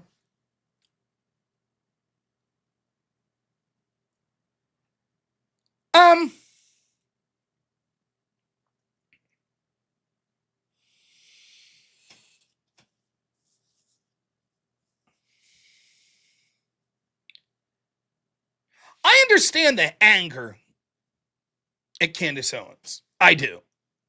Right? If I'm someone who works at Turning Point and Candace Owens is basically implying that we helped murder the guy that founded our organization, I'm not going to let bygones be bygones. I'm going to be a little pissed off.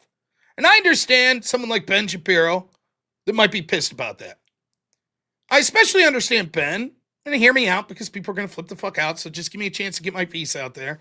I understand that Ben, as someone who is Jewish and that cares about Israel, probably getting a little tired of someone like Candace Owens, like Israel's behind every curtain. They're doing everything. They killed Charlie with Turning Point, and Israel does this, and Israel does that. I get it. And Ben clearly used to be in a business relationship with Candace. There were some sore feelings there probably from both sides. So I get it. Tucker's brought people on that were critical of Israel. I understand Ben Shapiro being pissed.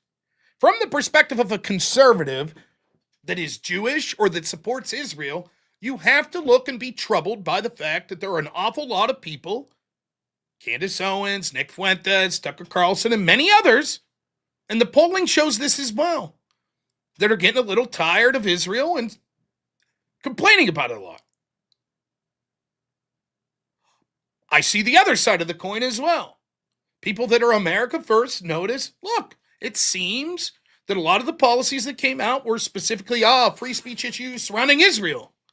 You have people like Ted Cruz saying, I'm going to really support Israel. You have the United States bombing Iran under the Trump administration. What about us back home? I get that. Totally get it. So I understand why you would be unliking someone like Ben Shapiro. Got it. I'm going to separate figures like Nick Fuentes and Candace Owens here for a minute, which ironically, I think, believe it or not, Candace is more divisive than Nick Fuentes, at least lately, in my opinion. But let's put them both to the side. My feelings are, I just don't give a shit. I understand if you're the type of person that thinks that Israel is responsible for literally every bad thing in the world, that you're not going to like what I'm about to say. And I get it. If that is your highest, this is the biggest problem in the world. It's Jewish people. It's Israel. Then when I say, listen, I think we need to come together to fight the left, you're going to say, fuck that. We need to come together to fight Israel. That's what you're going to say. I don't see it that way. I'm not saying Israel doesn't have influence. So does the United Kingdom. So does the other EU states. So does China. And a bunch of other countries. Ukraine.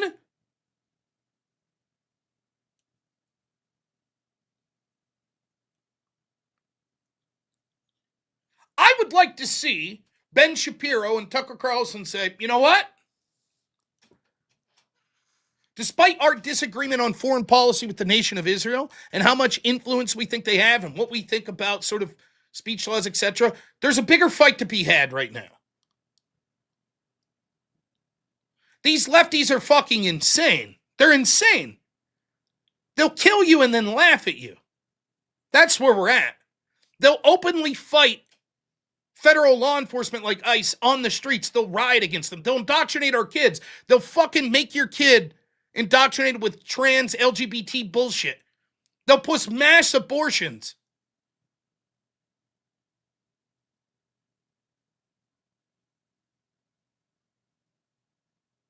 That's what I'd like to see.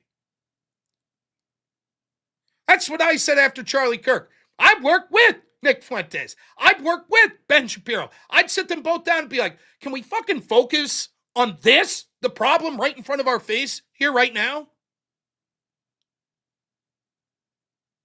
Can we do that?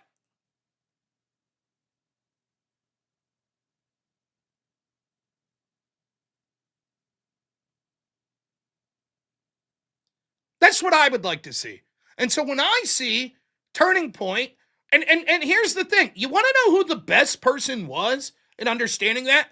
The best person that would be like, I could work with the Christian nationalists. I could work with the group that's like critical of Israel. I could work with the neocons. I could work all these groups. You want to know who did that really well? Who bridged that gap? There was one guy who did it pretty well. Anybody know who it was? The fact I'm using the past tense should give you a big clue.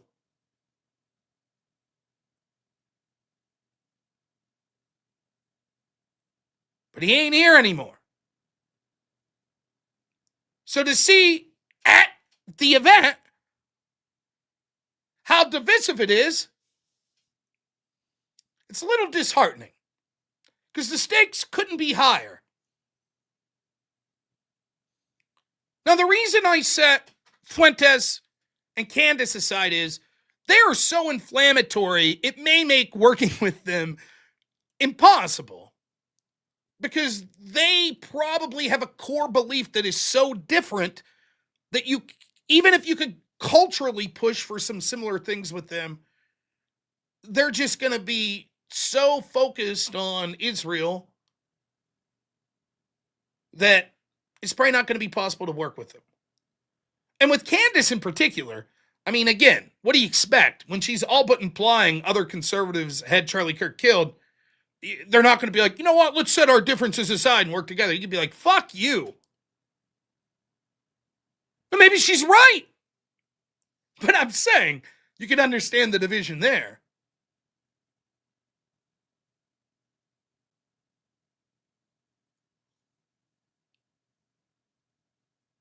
Yeah, Nick's far more reasonable than Candace, at least lately. In fact, Nick's one of the people out there debunking Candace.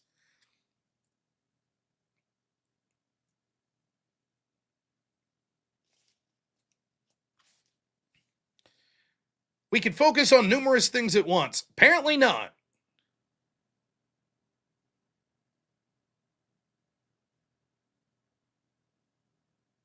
For example, Nick Fuentes told people not to vote for Trump. So can we focus on Nick Fuentes' concerns with Israel and us wanting Trump to get elected? Can we do that? Can we focus on those two things at once? Both vote for and against Trump? Can we focus on both of those at the same time?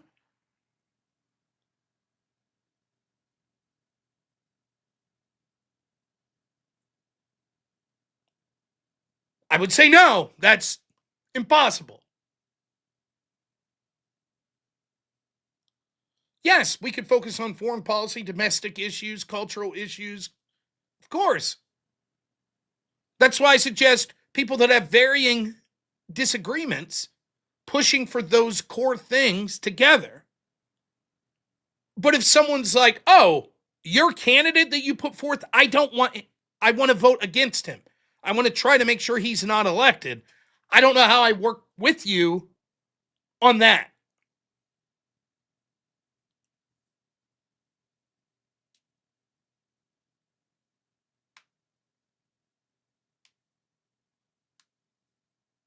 Okay, he said abstain. Same difference. I mean, it's not the same difference, but it's the same outcome where if I'm doing my best to get everyone to vote for Trump and he's saying, no, you should abstain.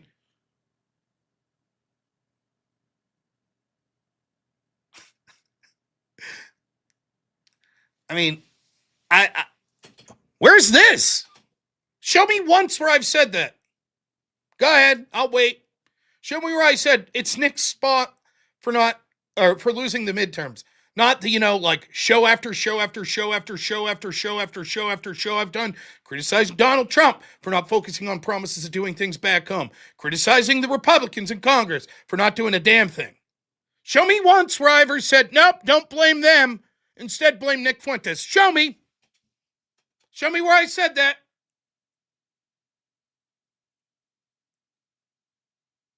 Oh, okay. You're not talking about me. I'm like, what the fuck are you talking about? Well, look at that. We're at 78% of the goal and $78 away from the goal. How about that? I'm not interested in casting blame. I'm interested in winning. I'd work with Ben Shapiro tomorrow to fucking get conservatives to become stronger on domestic issues back home, cultural issues, and to destroy these lefties. I'd work with him and Nick Fuentes at the same time. And Tucker Carlson. And Ted Cruz. Sure, no problem. Let's do it.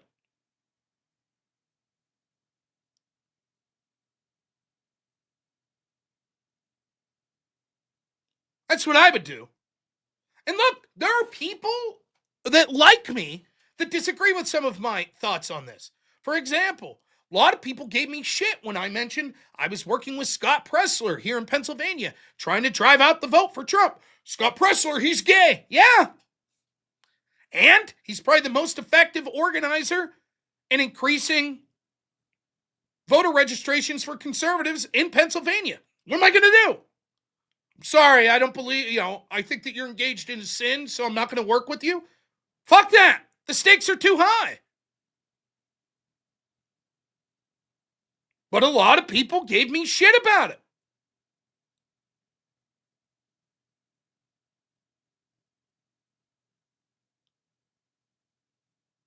It's always going to be at some point that you're going to have division.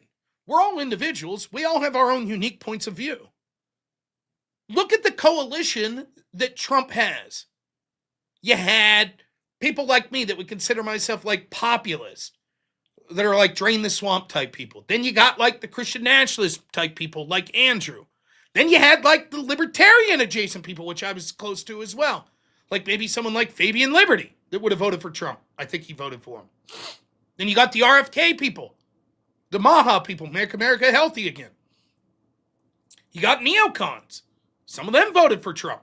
You got the fiscal conservatives.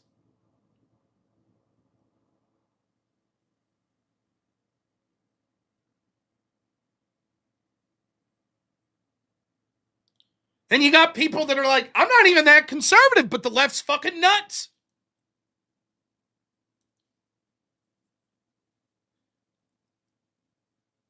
I used to say this.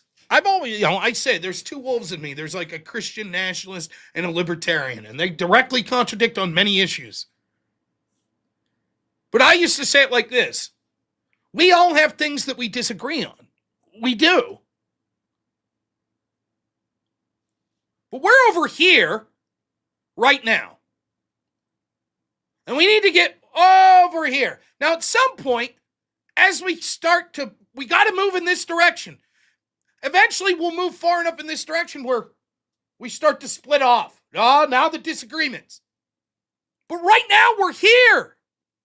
And we got to go that way. And we all have to move together.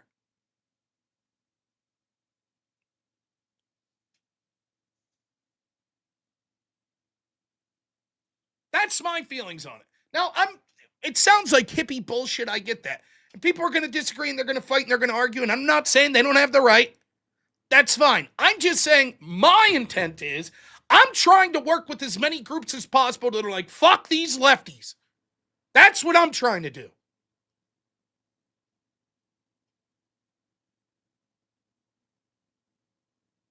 That's why I could say, I understand why Ben Shapiro's pissed and the Daily Wire would be pissed at Tucker. I understand why Tucker would be pissed at them. I understand why Steve Bannon's pissed at Ben Shapiro. I don't give a fuck. I'll work with both. I would try to sit them both in the room and be like, can we put this on hold? Can we put this on hold until we eradicate this fucking woke virus from our country? Can we do that? Then we could fucking knock down, drag out battle on how much support to give to Israel and this, that, and the other.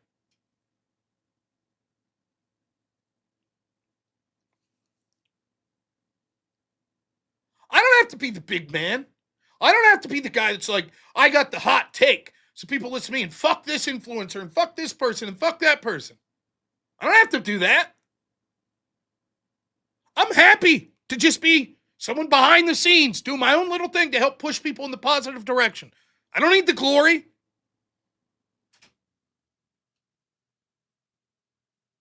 Oh, I know. Fighting human nature is very hard. Totally agree. It's true. I am already the big man. So that's sort of my take. It's like you watch Turning Point and it's like, great. A bunch of conservatives fighting with each other again. Awesome.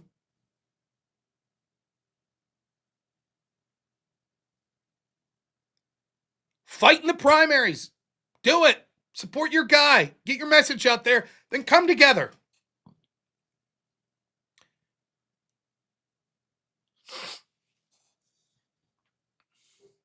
Everybody knows my take on Israel. I say not one more time, period. I also don't blame them for everything in the world.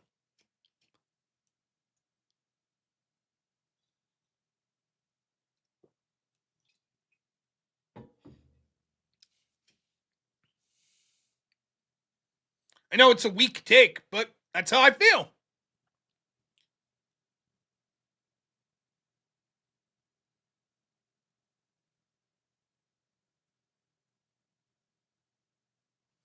Ben did go on and start shit. I get it.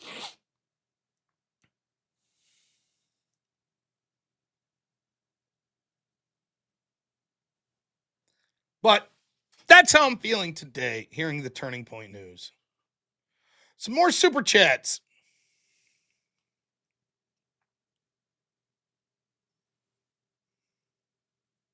Meat Pill, $5 says Happy New Year. Thank you. Appreciate it. Bat Fricker, $20 says I just got back from taking my nieces and their friend to see the new Five Nights at Freddy movie. Blah. I'm definitely not a teen girl. You know, I know next to nothing about that series. I know sort of like the general idea. It's like robotic animatronics that like, and the game's like a kind of like a scary game or whatever. But that's it. That's all I know about it. But that really took off. I've never seen anything really though other than that. Wade Boggs, $50 says no stream would be complete without at least one whip song, courtesy of your friend Wade Boggs. Yeah, I just referred myself in the third person. Chair does it all the time. So what? Now, I'm sure Avarice has been telling people in the chat, but we do have a new song that Avarice painstakingly worked on about the chair. And so if we get to, I don't know what Avarice said there, but if we get to 200% of our goal tonight, that is $714 or $724. I can't remember. Whatever. I'm bad at math. Yeah, 714. Then we will play you the new chair song. Matt W, $5 says, thought on Trump's comments about Rob Reiner. Did a whole episode on it, thought it fucking sucked. Alcala, $20 says, words of wisdom, brother. God bless. Thank you.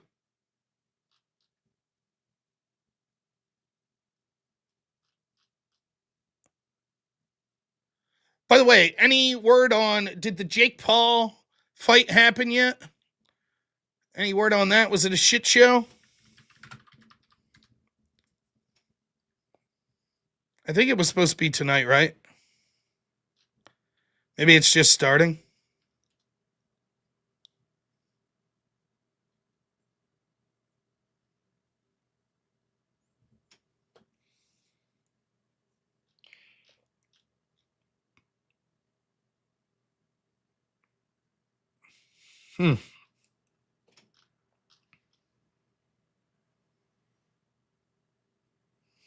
I see Jake Paul on the canvas, but I don't know if he slipped and fell or if it was a.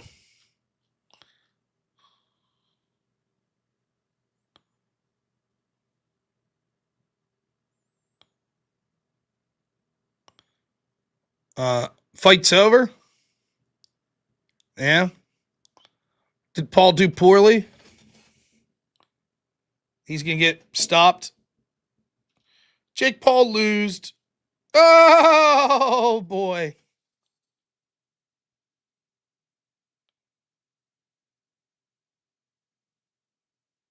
Lost horribly. I mean, assuming that the fight wasn't rigged in any way. Look, by no means am I a fight expert. But I know this. Anthony Joshua might be past his prime. But I mean, for goodness sakes, he's one of the top boxers in the world at his prime. This isn't the same as fighting a 50-year-old Mike Tyson, you know? So I guess give Jake Paul credit for stepping in with a real opponent. I mean, I could be horribly wrong about my take on Anthony Joshua, but my guess is, although he probably wouldn't be able to beat the top heavyweight contenders at this point, my guess is he'd still be like top 10, right? Would be my guess.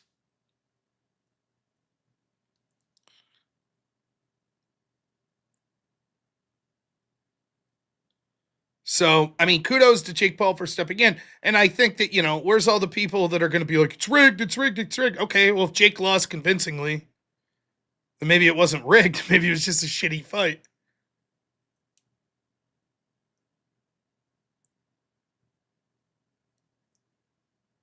So, I don't know. I think that a lot of people, I think it was a lose-lose for Jake Paul because I feel like if Paul would have somehow won, everyone would have been like, bullshit, rigged. I'd have been like, really? No way. No fucking way. So it wouldn't have mattered, I guess. But, oh well, a spectacle. I'm sure he got paid a huge sum of money.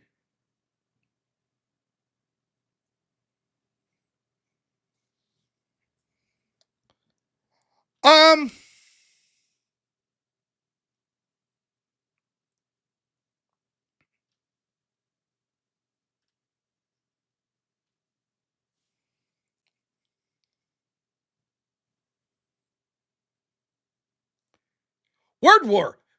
Did you guys get your tickets yet? We're going to be announcing more of the card coming up here at the end of this week or next week. So the card's almost filled out. It's going to be a great event.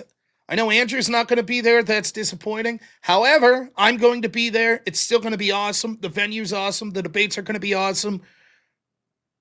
Tickets are cheap, $50 to $200. And I think this is going to be the start of something very special going forward.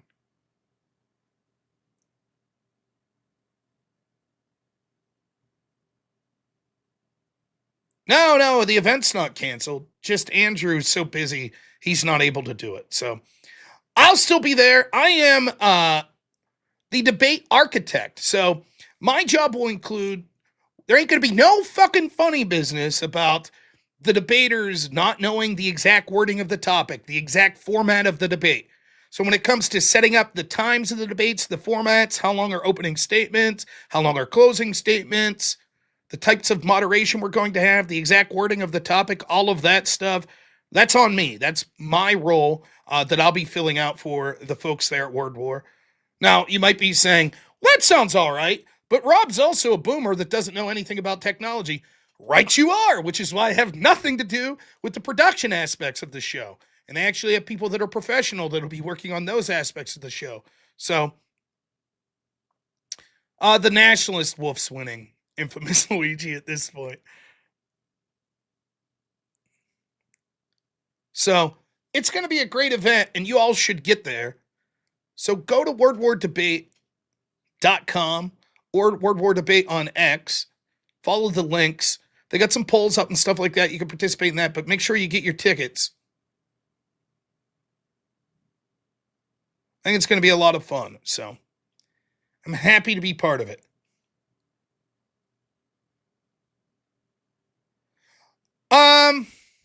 Let's see. We've been going 2 hours. Man, I really wish Speakeasy would have did his event today. Let's cover another story, shall we?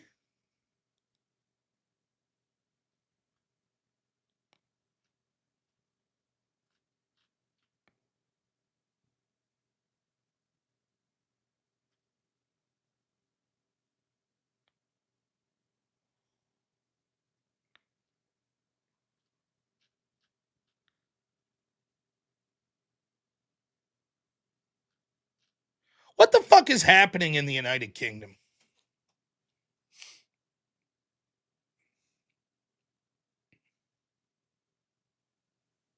Where is it that people are without power? Abe Dinkus also mentioned he was out of power.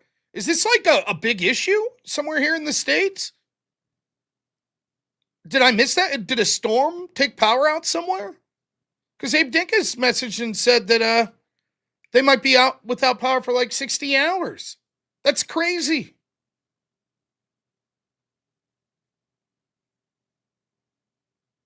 Colorado and Canada, huh? Is it have to do with winter storms? Is that what's going on?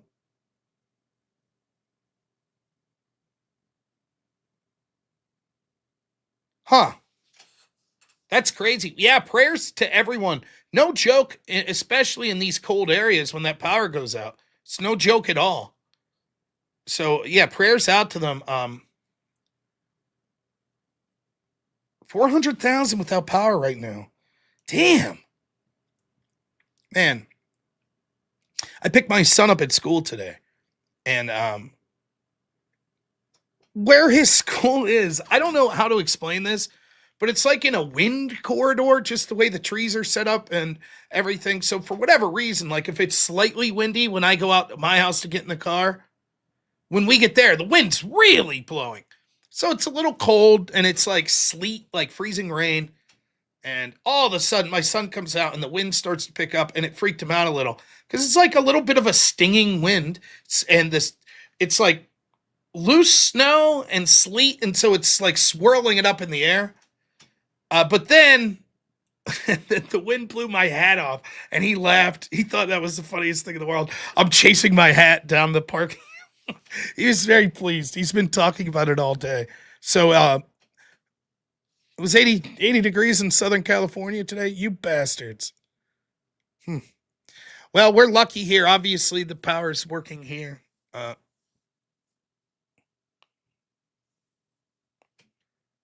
Yes, see? Even Robert Whaley scared of the wind a little today. So, AJC, $10. Read about the farmers in Brussels riding tractors and causing mischief over them getting to produce and stuff from South America, burning tires and riding. I did read about that.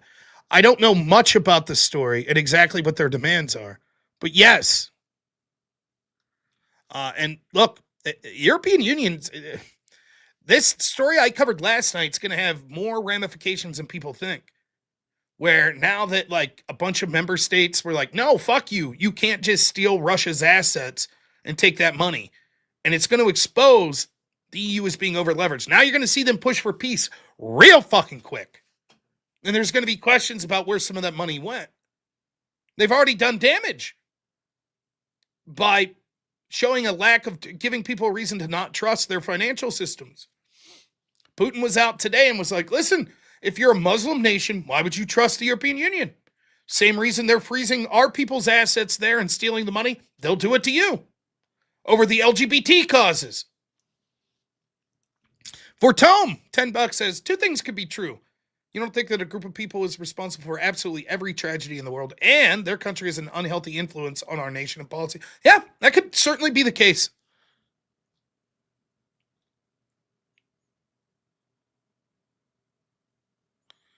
Now, here's the story I did want to talk about with the United Kingdom. Please keep getting those super chats in. Remember, if we get to 200% of our goal, Avarice painstakingly worked on a new song for our good friend Chair that we'd be happy to play for you tonight. So in addition to all the crazy shit, the grooming gangs, the locking people up for social media posts, etc., there were two small stories that I think once more paint the collective of just how fucking insane things are over there right now. It's so bad that I seriously question whether the United States should be involved in any sort of alliance or at this point, even trade agreements. Now, listen to this. This is from the United Kingdom.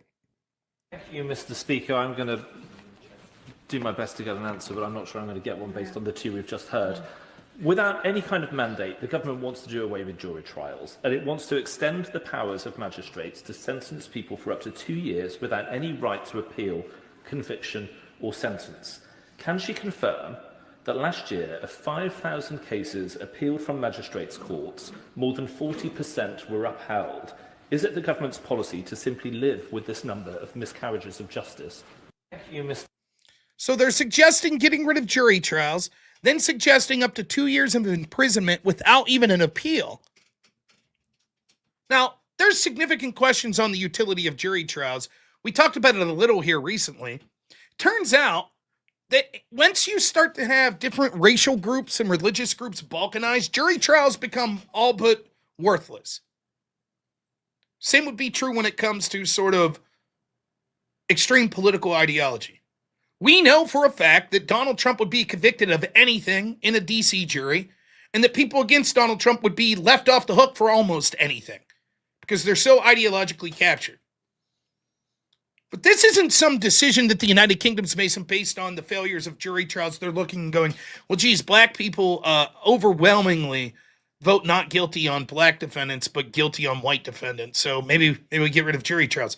No, this is them wanting to be more authoritarian. And the lack of the appeals procedure that they're pushing for, make no mistake, this is going to be used to go after people for the crime of free speech. That's what's going on.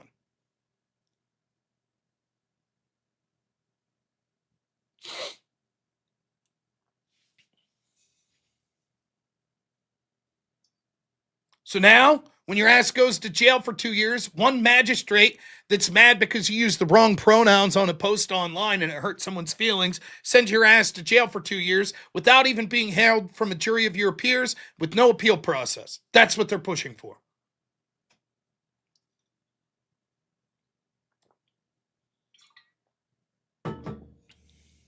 But my democracy, right?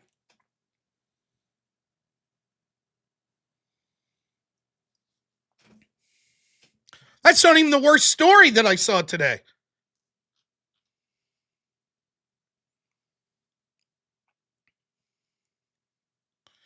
So apparently there's something called a safeguarding minister over in the United Kingdom.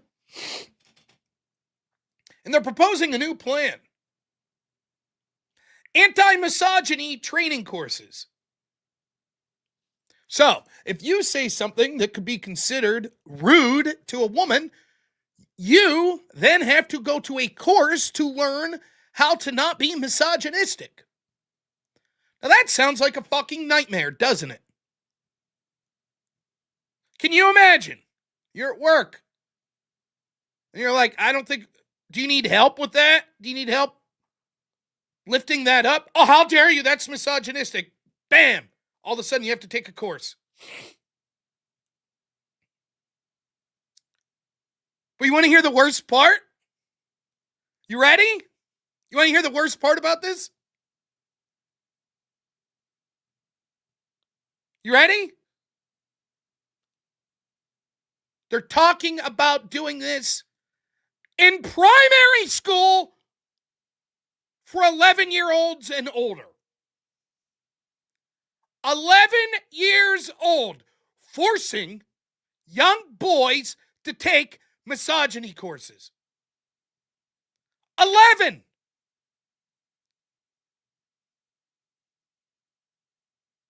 Now, you'd be mistaken, or let me rephrase.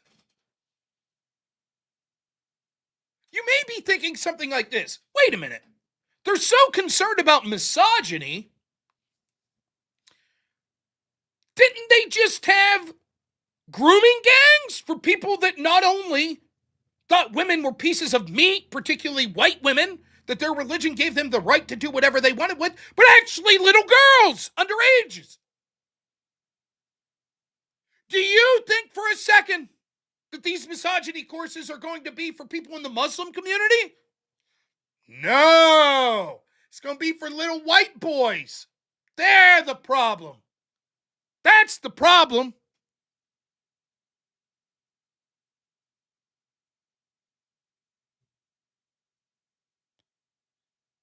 Here's the safeguard minister explaining. Are young white working class boys being unfairly targeted with this? Oh, absolutely not. This is something that will be rolled out across the country. And look, the patriarchal norms and misogyny is not something that is confined to any one group in society. And so this is across the country, and across what we have committed to is rolling this out in every school by the end of the Parliament. Now, I shit you not, the evidence that they're using to talk about this is like polling that shows that 40% of young men have a positive view of Andrew Tate. Well, therefore, we have to send young boys to misogyny training courses because they like Andrew Tate. Do you think they're going to have misandry training courses? No. They're going to have training courses for hating white people? No. It's just one direction. Do you see?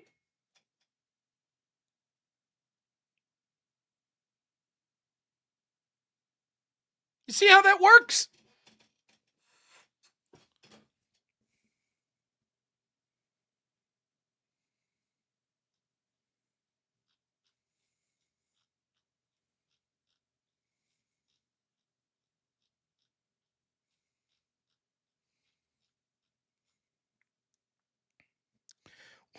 Once more, I saw articles that I made the mistake of not saving, and now I'm trying to reference them.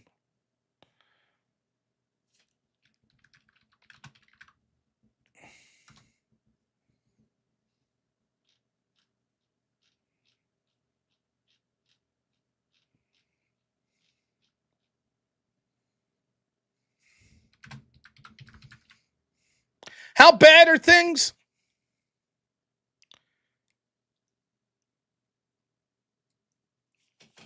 Now, I'm not going to sit here and tell you that I have a nuanced understanding of the United Kingdom Parliament system. And I don't know exactly all the parties. And I'm sure all their parties suck like here in the United States.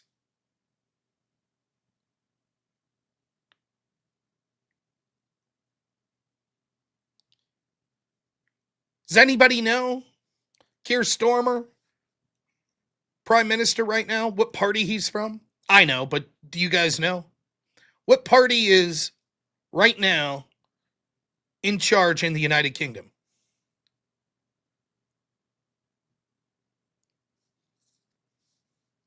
It is Labour, yes. And the party that I would root for is Reform. Polling, now granted, you take polls with a grain of salt. I totally get it. But if this poll is even remotely directionally accurate, and the anecdotal evidence seems to show people are fucking infuriated at this point by the government. Look at this.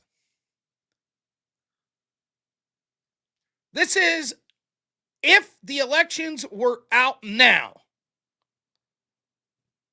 The expected map. Reform would have 360 seats. That is up 355. They currently have 5 seats, and they would stand to be the overwhelming plurality. Labor, on the other hand, would be left with 4 seats. That is a decline of 407.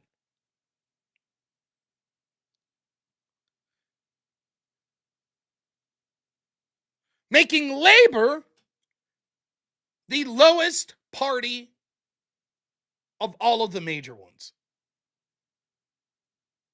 They would be below the Plaid Party, which I don't even know what the fuck that is.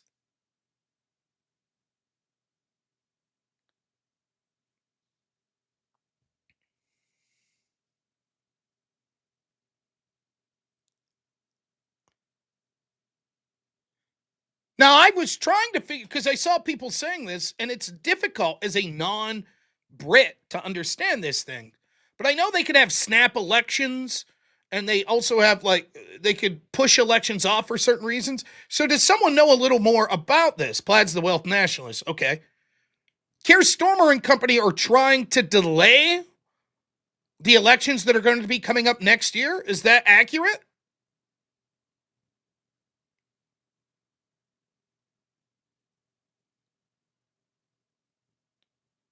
So they're trying to be like, because the numbers don't look good for them, so they're like, oh, well, we have to put off the elections. Let's see if I can find a story. Now, I don't know what the legal mechanism is. Is this normal?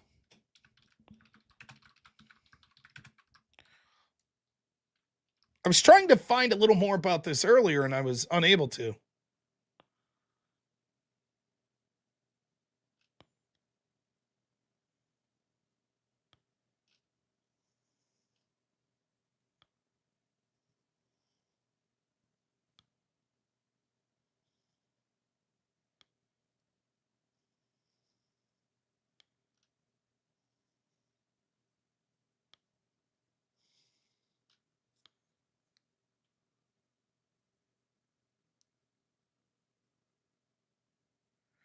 Here's GBN News talking about it. We'll see. I don't know anything about this. I haven't watched this clip, but... Labour are delaying more elections. Nearly 10 million people won't have the right to vote until 2027. I'm sorry, but are we being run by Kim Jong-un? 대 같은 믿음과 사랑으로 우리 무력을 사상 정신과 Or what about Vladimir Putin? Anybody? Yeah. See, it works less well, that, because that actually could just be Keir Starmer, couldn't it? But I assure you that behind Keir Starmer's face is Vladimir Putin. But anyway, there you go. Anyway, look, we all know what's going on, don't we? Labour and the Tories are in the toilet, so reform is on the charge. So Labour has asked the Tories if they'd like to delay local elections and the mayoral elections, and both of them have said yes. So 63 local councils will probably have their elections delayed. Local elections in places like Suffolk, East and West Sussex, and Sussex, or no, Essex, sorry, all the X's. And anyway, they've been put back once, but if the elections are delayed again in any of those areas, it will mean that some councillors will have a seat for 7 years without facing local voters, which is a bit mad, isn't it? Let's just imagine for a second that Reform had won the last general election. And then since then, we had a huge expenses scandal, loads of ludicrous freebies, a homelessness minister that resigned because she wanted to evict her tenants, a corruption minister found guilty of corruption in a foreign country, a deputy prime minister who went over unpaid tax, a chancellor who forgot to get a landlord's licence, the scrapping of jury trials, 30 arrests for social media posts every single day, Orwellian lies on a near daily basis, a new law saying what you can and can't see online, and policies deliberately targeting sections of society that don't vote for them. In this case, private school parents and pensioners. Oh, and then they cancelled elections for 10 million people. But they did introduce votes for 16-year-old kids to try to ensure that they stayed in power whenever there are elections.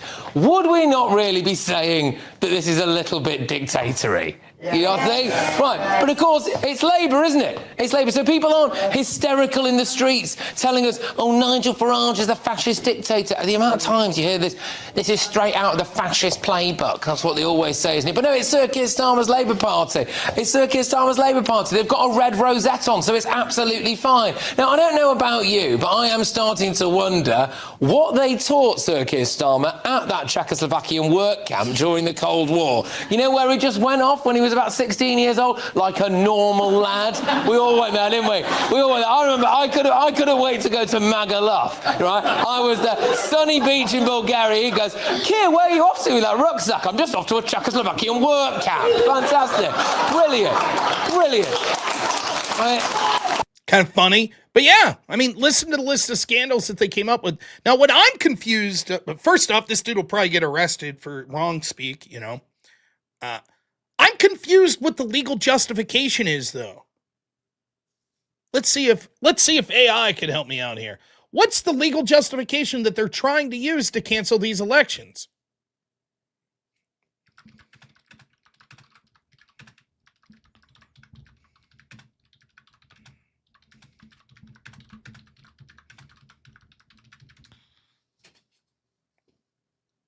Let's see what Grok says, which will probably be full of shit.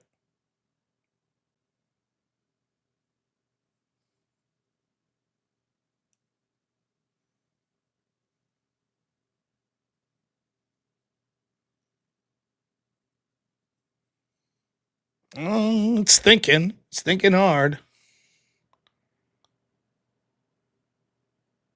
We're 1 cent short of the goal, you bastard, John Smith.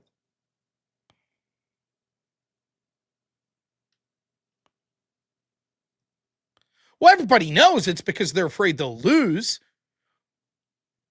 But surely they're giving some pretense.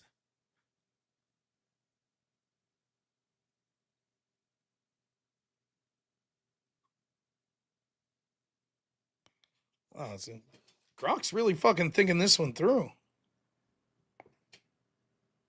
UK Labour government's permitting local councils in England to request postponements of their scheduled May 2026 elections, primarily under powers granted by the Levelling Up and Regeneration Act of 2023. This legislation allows the Secretary of State for Housing, Communities, and Local Government to defer elections in areas undergoing structural reorganization, such as the merger of district and county councils into new unitary authorities by 2028.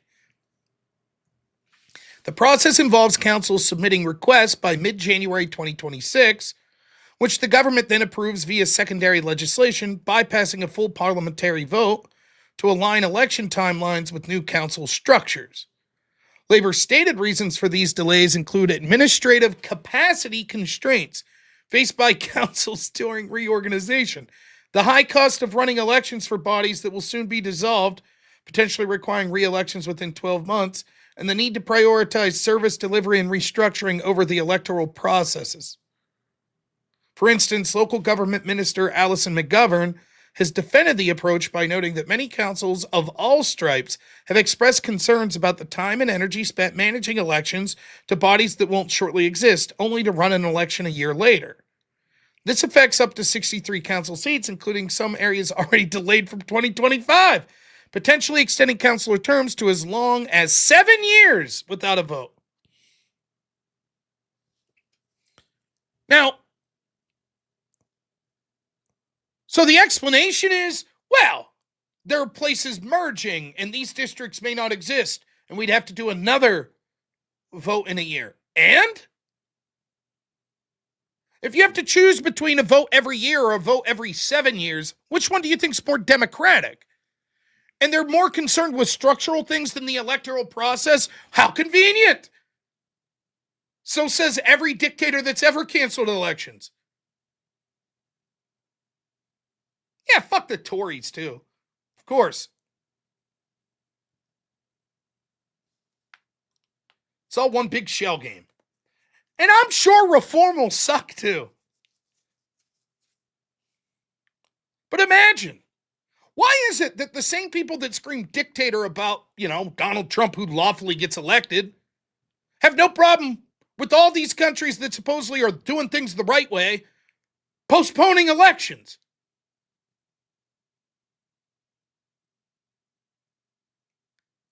They never gave a shit about democracy. They don't give a fuck about that. They care about power. That's it. It's that simple. We're in power, no elections. You're in power, election today.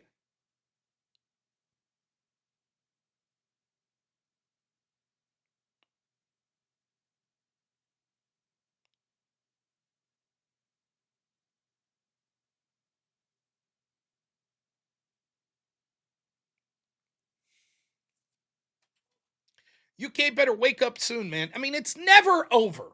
It's not. But my goodness. Talk about losing your country. Did that comedian say 40 people a day locked up for social media posts? 40 people a day. 40 a day.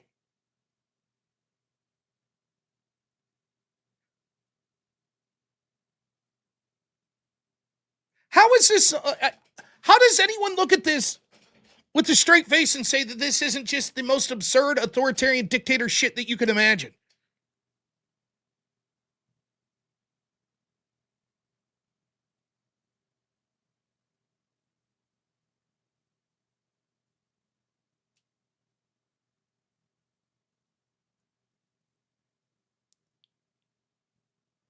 It's unbelievable.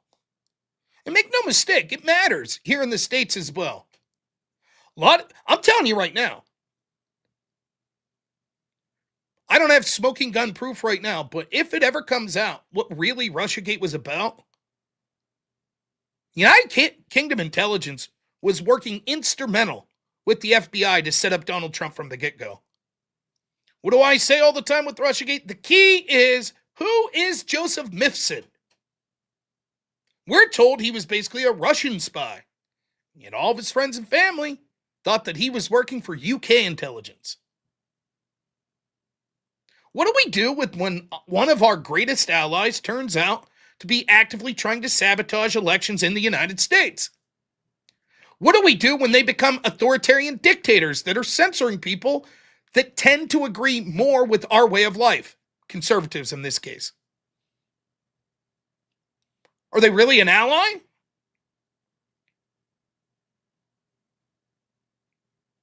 How many people does Russia lock up a day for social media posts? I bet if it was 40, we'd hear about it.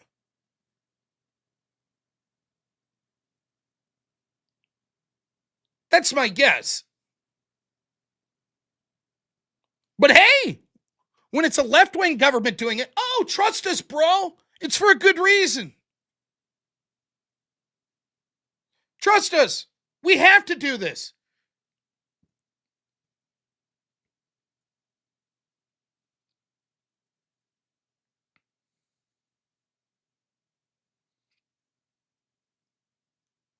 Absolutely incredible.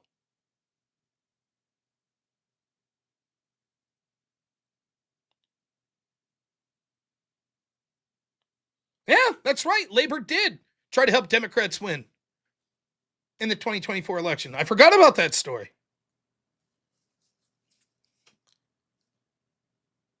Let the United Kingdom be a warning. That's our future if left-wingers get back in power. V for Vendetta did get it completely backwards, didn't they? I'm telling you, Trump, between the trying to send the Russian frozen asset money to Ukraine, trying to fine Elon Musk and X for the crime of free speech, and then locking up all of these people for free speech, the United States should just be like, we're not trading with you anymore. Fuck you. Nope. No trade deal. Sorry. Off the table. You're an authoritarian dictatorship. You're now postponing elections. Sorry. Not happening. You're more authoritarian than fucking Russia and China at this point. Nope.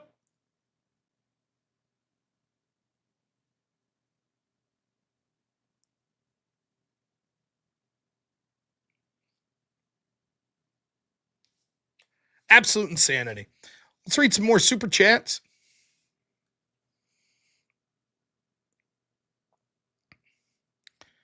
F it button. $5, thanks. Says in these trying times, we have to remember to read the doormat wisdom. Live, laugh, spurg. We love our Robakai Norwitz. Thank you. I appreciate. Roarcast $10 says the Epstein files were so redacted that Trump's going to get himself impeached. By who?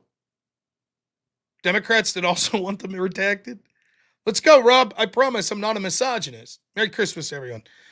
Better not be if you're in the UK. They'll get your ass. AJC, $5 says, can we get misandrist courses? Wouldn't that be equality too? Of course not. That's not a problem. John Smith gives $17.83. Says, hey, Rob, just tuning in. Did you already talk about Trump executing Order 420? We talked about it yesterday. Smart political move. Heads up. Thanks for the dollar. Little Steiner math there for you. Nice. Bandit, $2 as well. 1984 and V for Vendetta are set in England. F it button. $5 says legally justified by Fuck you M8. All right then, in it. Merkmitsu, $20. Thank you, man. Appreciate it. Intel Wild, $2 says Merry Christmas, everyone. Thank you. And it says Merry Christmas again for 2. Thank you. Teresa, $5. Thanks. F it button. $5 says M. And then 2 more Merry Christmases for $4 from Intel Wild. Thank you so much.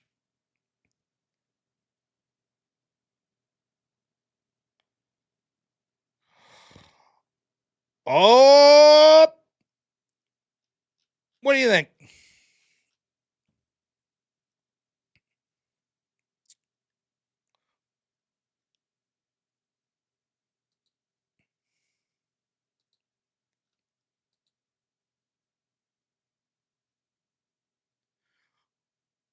The Wrath of Reason, $5 says, what would you like to debate about? I'm feeling feisty. You have to take it easy on me, though. I don't know. It'd have to be something you legitimately disagree with me about. Not looking for someone who's just calling in devil's advocate. I was really hoping to get some lefties. Fight not good. The Jake Paul versus Joshua.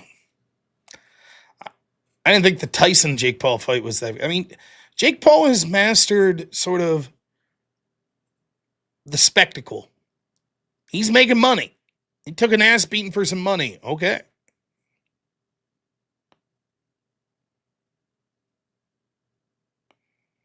I don't want to debate sports. Sports.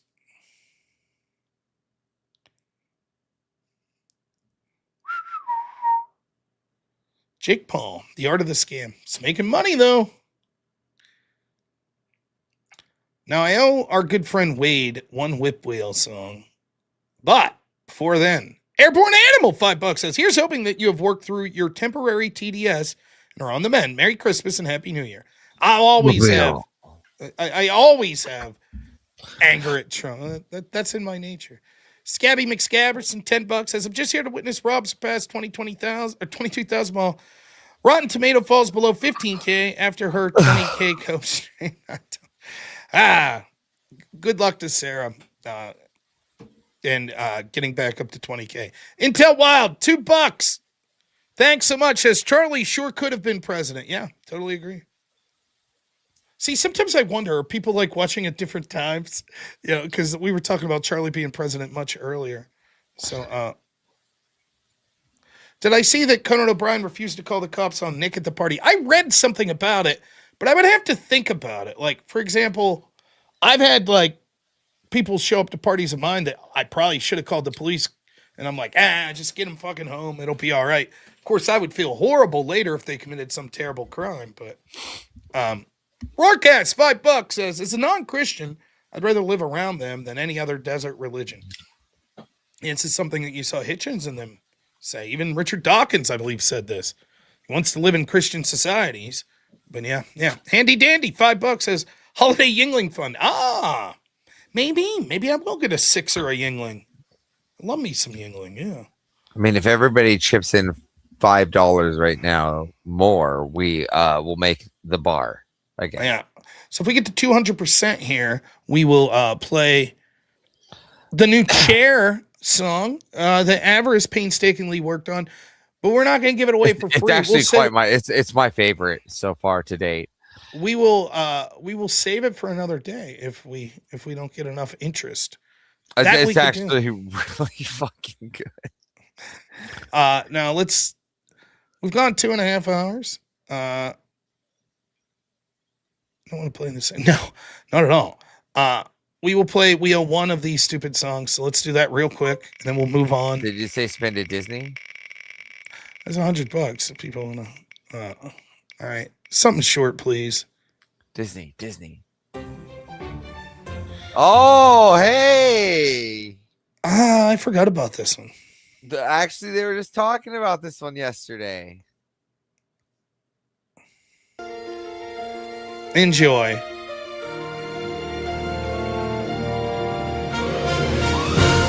This is like Disney.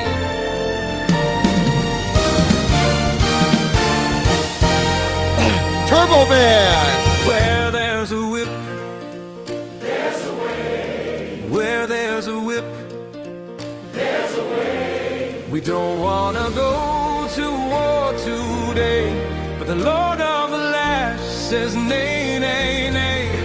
We're gonna march all day. All day, all day. Where there's a whip, there's a way. Where there's a whip, where there's a whip, where there's a whip, oh, yes, and wide. Left, right, left, right, left. Where there's a whip, there's a way. A crack on the back says we're gonna fight. This stupid shit.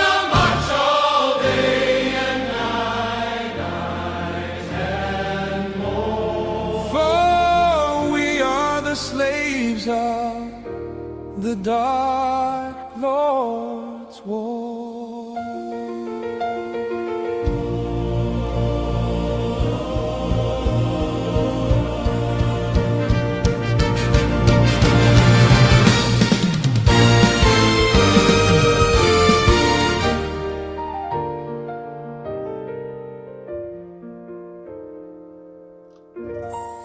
Fantastic. All right, yay! Stupid done.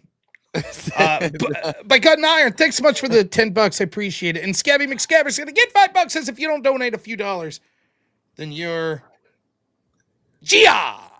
Nice. That's not what it said. I don't think you want That's to be not what it Gia. said. You don't want to be Gia. Gia. Yeah. Yeah. We've had a good night so far, though. I think it's been a great night. Yeah. F it button, $5 says I'm not crying. You're crying. It's beautiful. Thank you. No, we just need more web songs. I mean, what do we need? So I was thinking of doing a call-in show tomorrow during the day. We'll see though. Like I said, I got the Christmas cookie business going on. So Don't you have a debate coming up? probably not. You sure it was scheduled on? hold on No, here. I had a debate that was scheduled last Tuesday and then it canceled. And they asked if I could do it like Christmas Eve, and I probably can't. Okay, because it's scheduled, for Christmas. The 2 days, 23rd. Yeah, probably not doing that. And they haven't got back to me about it, but I told them I'd have to look into it, and they didn't get back to me. And the reason is because when you have so many in-laws and this, that, and the other, I'm going to be traveling, I'm assuming, unless it's snowing bad, pretty much every one of those days. How much to buy some of those Christmas cookies, says Sniper? I don't know. I'd have to talk to the wife about that. That's out of my scope of understanding. I do feel bad, though, that I feel real bad for Speakeasy with the lack of power. And I also feel bad that I was unable to do this debate.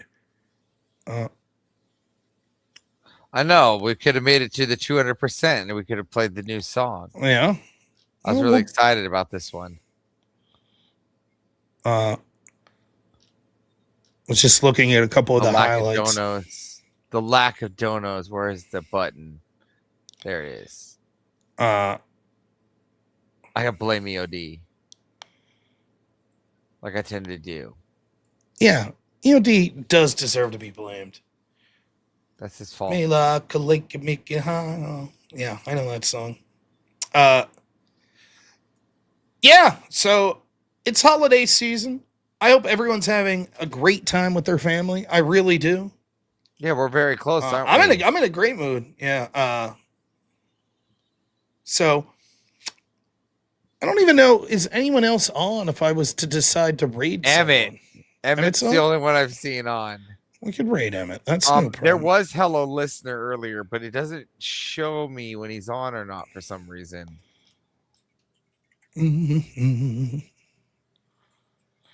Let's see. Yeah, we'll raid over to Emmett when we're done here. Not leaving yet, but F it button. $5 says, how could you blame that which has no soul? Yeah, Hello Listener is live too. So I don't know why. We could raid him. Whichever one you want to do. Emmett or Hello Listener. We haven't raided Hello Listener for a while. Raid Tony. What's Tony? Hello Listener. That's his name. Tony. Oh. Okay. Tony. So, yeah, I might be doing a show tomorrow. I don't know when. It'll be a day show, though. So either before noon or during noon. But maybe not. It just depends on what's going on here. I also have a lot of phone calls to make tomorrow. Intel Wild, $2 says, whip song, anyone? Well, get it in quick. You got to get him in quick. We're doing the wrap-ups. We're wrapping up. We did 2 and I got this really good fucking chair song. Gotta get 200%. What are we at? We need, here, let me see. We would need $250. Yeah, something like that. $254. Play the timer song. Now, I'll put. Oh yeah, the timer. Now, that's what he wants. He wants the timer, dude. Then he'll donate $50 to play this. No, nope. What's the timer? He wants the timer. Not happening. Not for free. No. Look at this Minuteman. EOD. Detonate. Oh man. Thank you, Minuteman. Let's see. I saw the knockout here. Yeah, they show Cannon now. You see, even Wade Boggs, like, you gotta play the timer for 2 minutes and 50 seconds, or the 5-minute counter. You know, the little timer. You guys are making shit up. No, it's not. First off, there's never been a 5-minute timer. Second off, that song is not canon. That song is not timer canon song. There we go. Mark Mitsu, $50. Thank you so much, Merc. I appreciate it. Yeah, you fuckers are always trying to like I don't really care for the whip song stuff. I don't really care for it. So the fact that people like constantly are trying to get me to do it for free, it's like no. No, we're trying to get you to do the timer. Same bullshit. Falls into the same category. Same category of bullshit. Category. Yeah. Disney. Oh, this is a good one. Church. Yeah, this one's good. It goes right in with the Christmas one we just had. Right. Good stuff. Oh, where there's a whip, where there's a whip, where there's a whip, oh, where there's a whip, where there's a whip, where's a whip. Oh, we don't want to go to war today, but the Lord of the land. Oh, there's a whip, where there's a whip, where there's a whip, oh, there's a whip.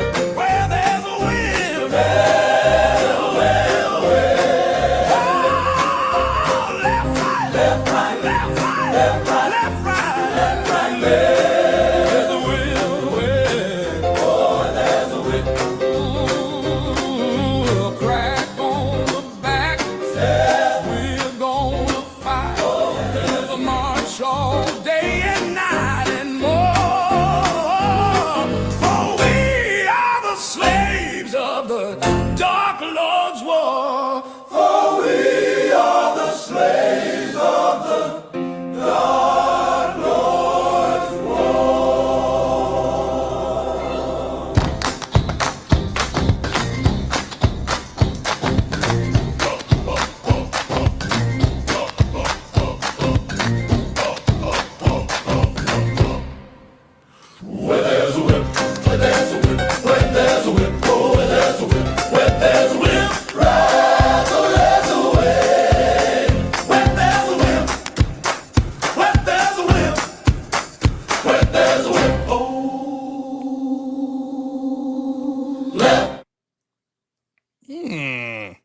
Thank you. That's how it just ended on that. Fucking button. Thanks so much. $5 says Rob's as good of an actor as he is at showing leftists the way. We know you yearn for the way. Yes. Fuck. That's it. Look at this. Look at this. Oh, let's see. You have to. Disney is an extra 50 intel. Scabby McScabberson, $5 says Rob cares more about his family than entertaining us. Come on, guys, let's get out of here. Well, let's give Intel a chance to make up to see if he's going to pay her for the spinning.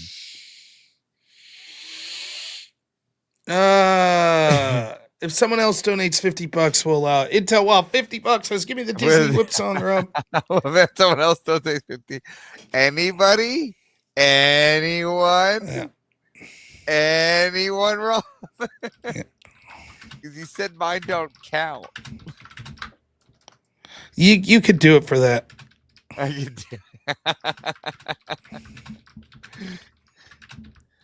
To pick a song, Intel, you have to pick one. It's 50 to spin the wheel.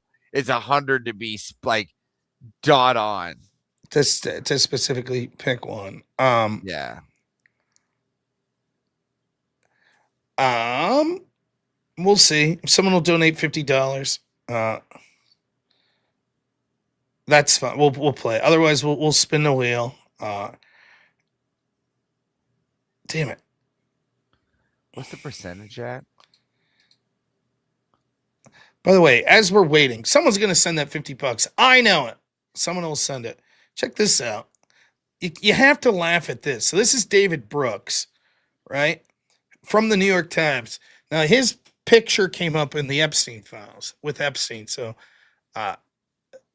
man, is this funny. Go ahead and listen to this. There were photos of you included in the House Democrats release this past week, which you've addressed. Yeah, I'll just clear that up and then go to the larger issue. So in 2011, I attended the TED conference, and there was an adjacent dinner to that conference, which in my memory, maybe 2 or 3 dozen people, different round tables. And I was at that dinner. I didn't even have to do it. Apparently, Jeffrey Epstein was at that dinner. As far as I know, I did not ever meet him. I never exchanged a word with him. We must have been at different tables. And in my life, I went through all my email files. I've never exchanged a word. I've never had any contact with Jeffrey Epstein. The photos are not of me and Epstein. There's one of me alone, because nobody wants to talk to me at a party, and another with me chatting with Sergey Brin, one of the Google co-founders.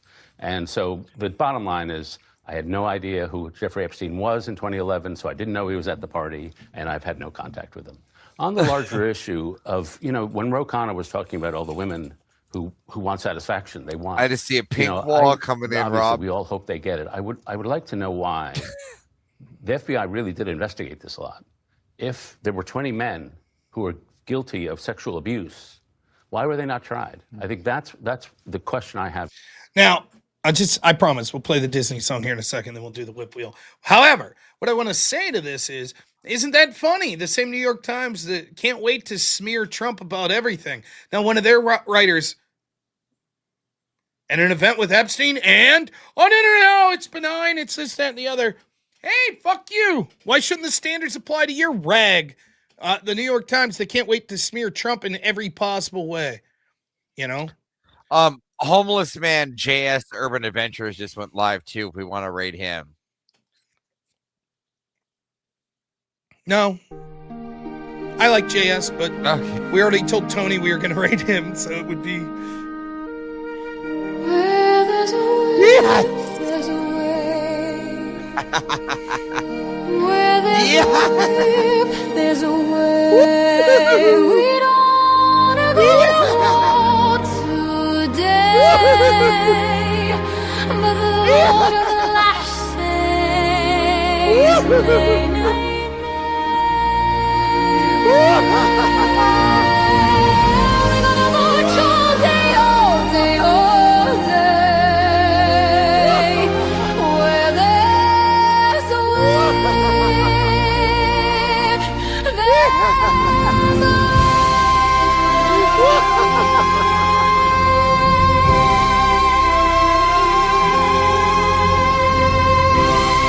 where there's a wind, there's a way.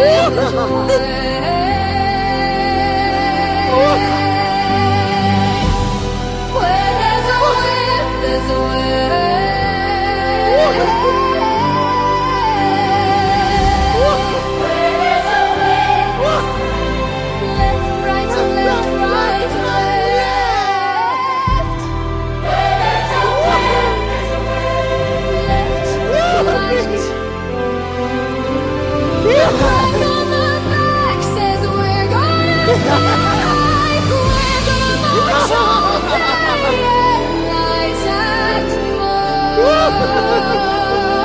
For we are the slaves of the dark Lord. You love me.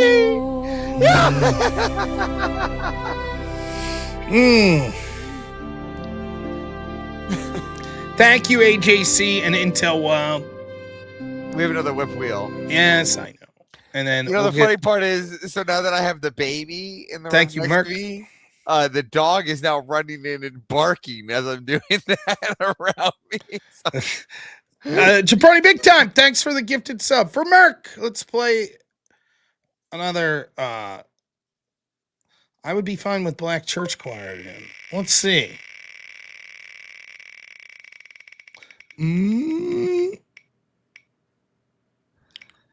Well, I'll be damned.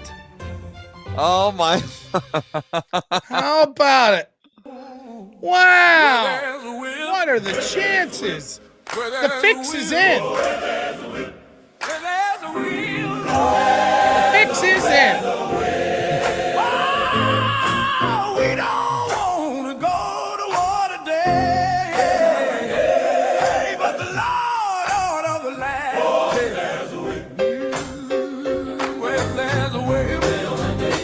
Oh, well, there's a way. Oh, there's a way. Well, there's a way. There's a way. Oh, left, right, left, right, left, right, left, right, left, right, left, right, left. There's a way.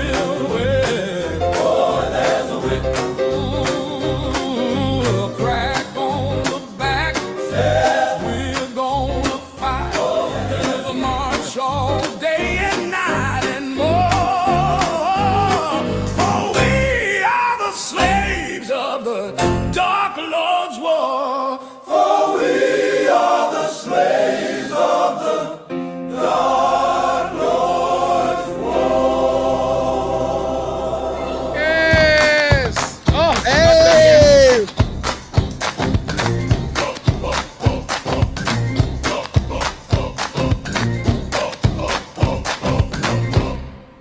hey. There's a whip, where there's a whip, where there's a whip, oh, where there's a whip, where there's a whip, right, so there's a way. Where there's a whip, where there's a whip, where there's a whip, oh, left. Nice. It ends like that. That's a very weird. Gooberang, $5 says Avarice is a weirdo, but I like it. Thank you. Definitely weirdo. OG2, give some membership. Thank Where you. we at? We're very close. We're 10% away. What's that? What is that like in dollar amount? Is that like $35.70. $35? You're doing that. Wouldn't that be right? No. 357, 10% of it. $35.30. Yeah, that's one math problem I could do. My wife's so much better at math than me. She's always like, they'll So be like, literally you scroll just- through X and they'll ask you, it'll be like, what's, 25% of 170. How So would you figure that technically out? One more whip wheel. That's one whip unit, one whip wheel Yeah, unit. one Yeah. whip wheel, and then we get the chair song. Yes, then we'll play a whip song and a chair Yeah, song. so one more whip wheel. Start the timer. Right? Let's see. Who is this? Yeah, we'll start. 1 second. Oh, yeah, I forgot about that story. Shit. Unforced Eagle, thanks so much. He does not. Yeah, look at that. What a Chad. The best possible way to do it. Unbelievable. Thank you so much. Without Unforced the whip Eagle. and under the whip. All right. You could play Avarice's new chair song. Does anybody new have a chair guess? song. Anybody have a guess of the genre? Oh, we're gonna guess the genre. Do we want people to guess? Does anybody the have a genre of the guess? chair song. Yeah. I just am interested what people think you would have came up with. Not many people have heard this at all. Like not even you've heard the complete. No, I just heard it over the phone. Yeah. All right, here we go. Okay. No, that's not right. All right, What? what's going on? I'm presenting. There we go. There we go. Chair song. But you see there.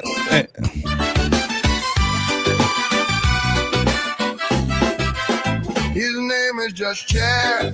Normal America's podcast is where you will find him carrying Rob's ass.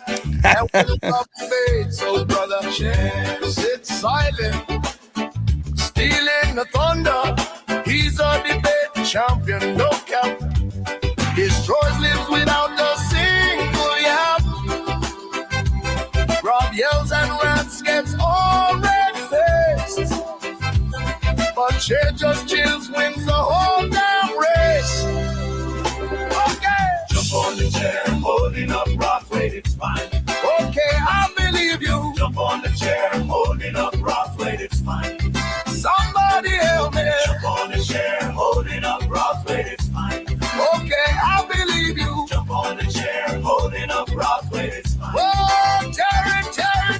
You can talk about Rob's hot takes, destiny rants or liberal fakes. Chair's got no mouth, no need to speak. Still owns the show, makes Rob look weak. When Rob is on, Chair hosts the stream. Screw that Avarice guy, he's carried away. No argument made. Fellas, tune in. When Chair creaks once, your argument's toast. Chair's got that wood grain sensation. Reason for all the viewer ovation. Rob wins up his bottom, goes like a rocket, but Chair stays firm, pockets the profit. Oh, yeah, jump on the chair, holding up Rob's weight, it's fine. Hoist that ass a little higher. Jump on the chair, holding up Rob's weight, it's fine. Up that cushion, chair. Jump on the chair, holding up Rob's weight, it's fine. Okay, I believe you. Jump on the chair, holding up Rob's weight, it's fine. Oh,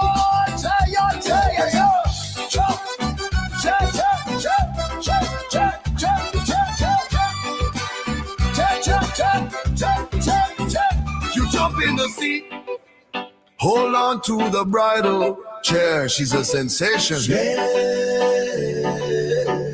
Wait, it's a heat? Whatever. The reality of normal American nation. One day Rob's gone, Chair takes the throne.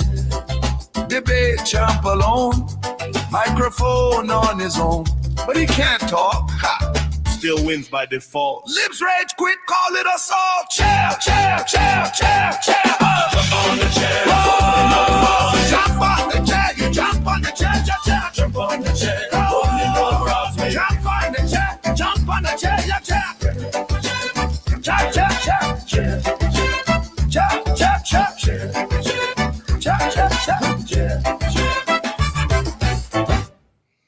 It was nice.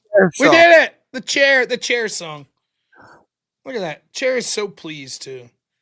Yeah, when you're taking a poop in the Jamaican bath. I don't know about any of that. Thank you, Amber. Congratulations, everyone. We made it to 200%. You guys crushed it.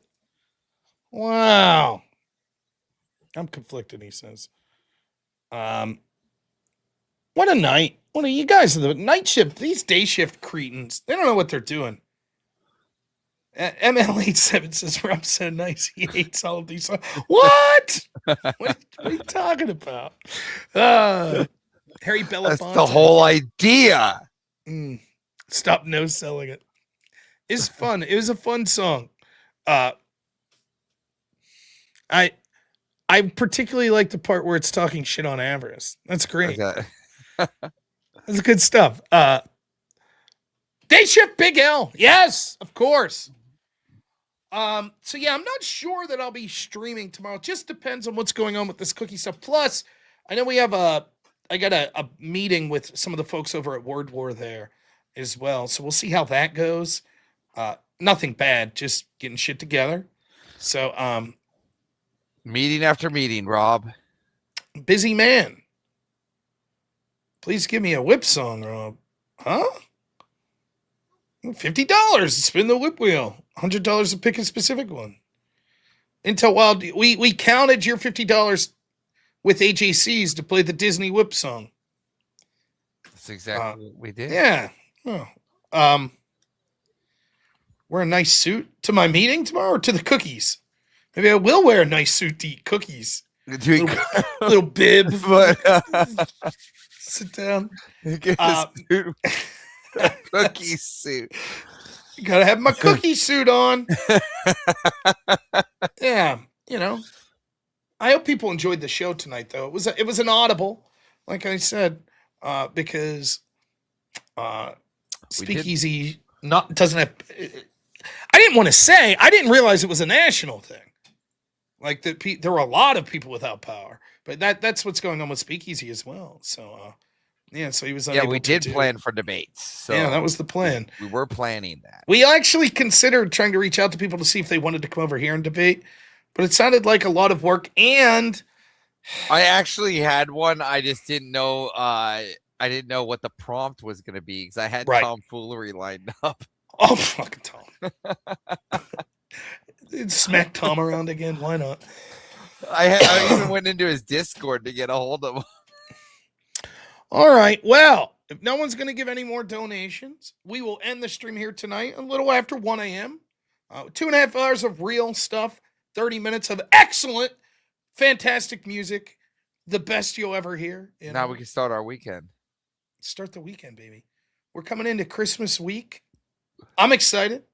Hey, what's up, Chris? We're just ending the stream here. I'm very excited for Christmas week here and spending time with my family. I was supposed to go. I forgot to mention this. I was supposed to go to the Christmas store today and meet Santa Claus with my parents and then Hank and my wife. And we had winter warnings all day, sleet and ice.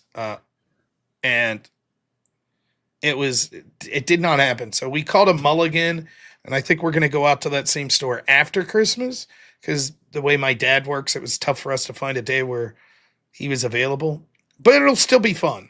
So, all right, Avarice, I'm going to wrap it up here. Yeah, I'm going to go and I try to do research. There's the breaking news about the knife attacker in Taipei, Taiwan. I'm going to go try to read. So, throwing smoke bombs. Jeez. All right, man. Well, hey, thank you for everything. Tomorrow. Yes. See you guys out in the audience tomorrow. Enjoy.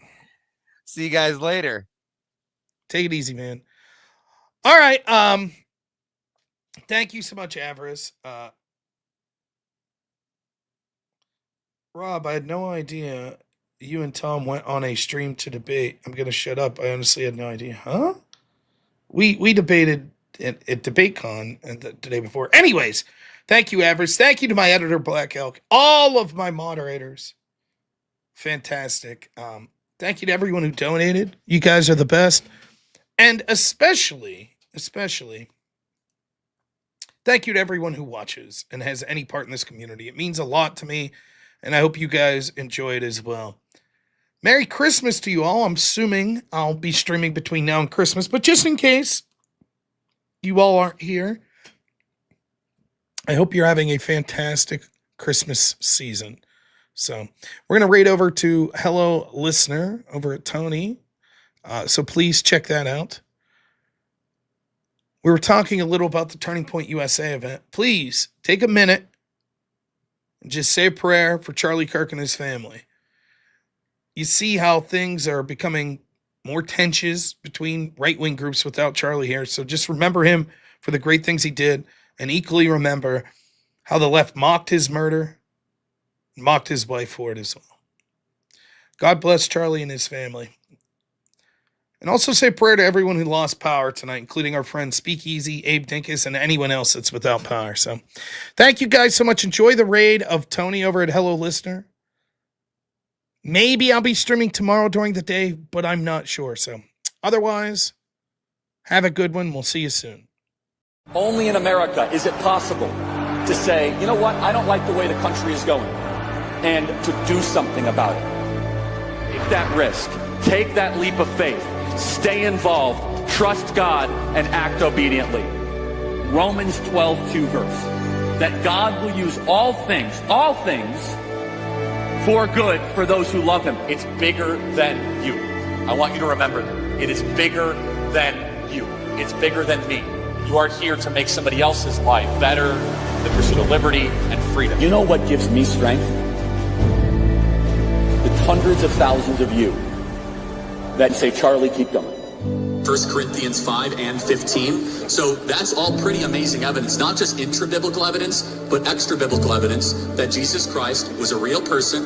He lived a perfect life. He was crucified, died, and rose on the third day, and he is Lord and God of all.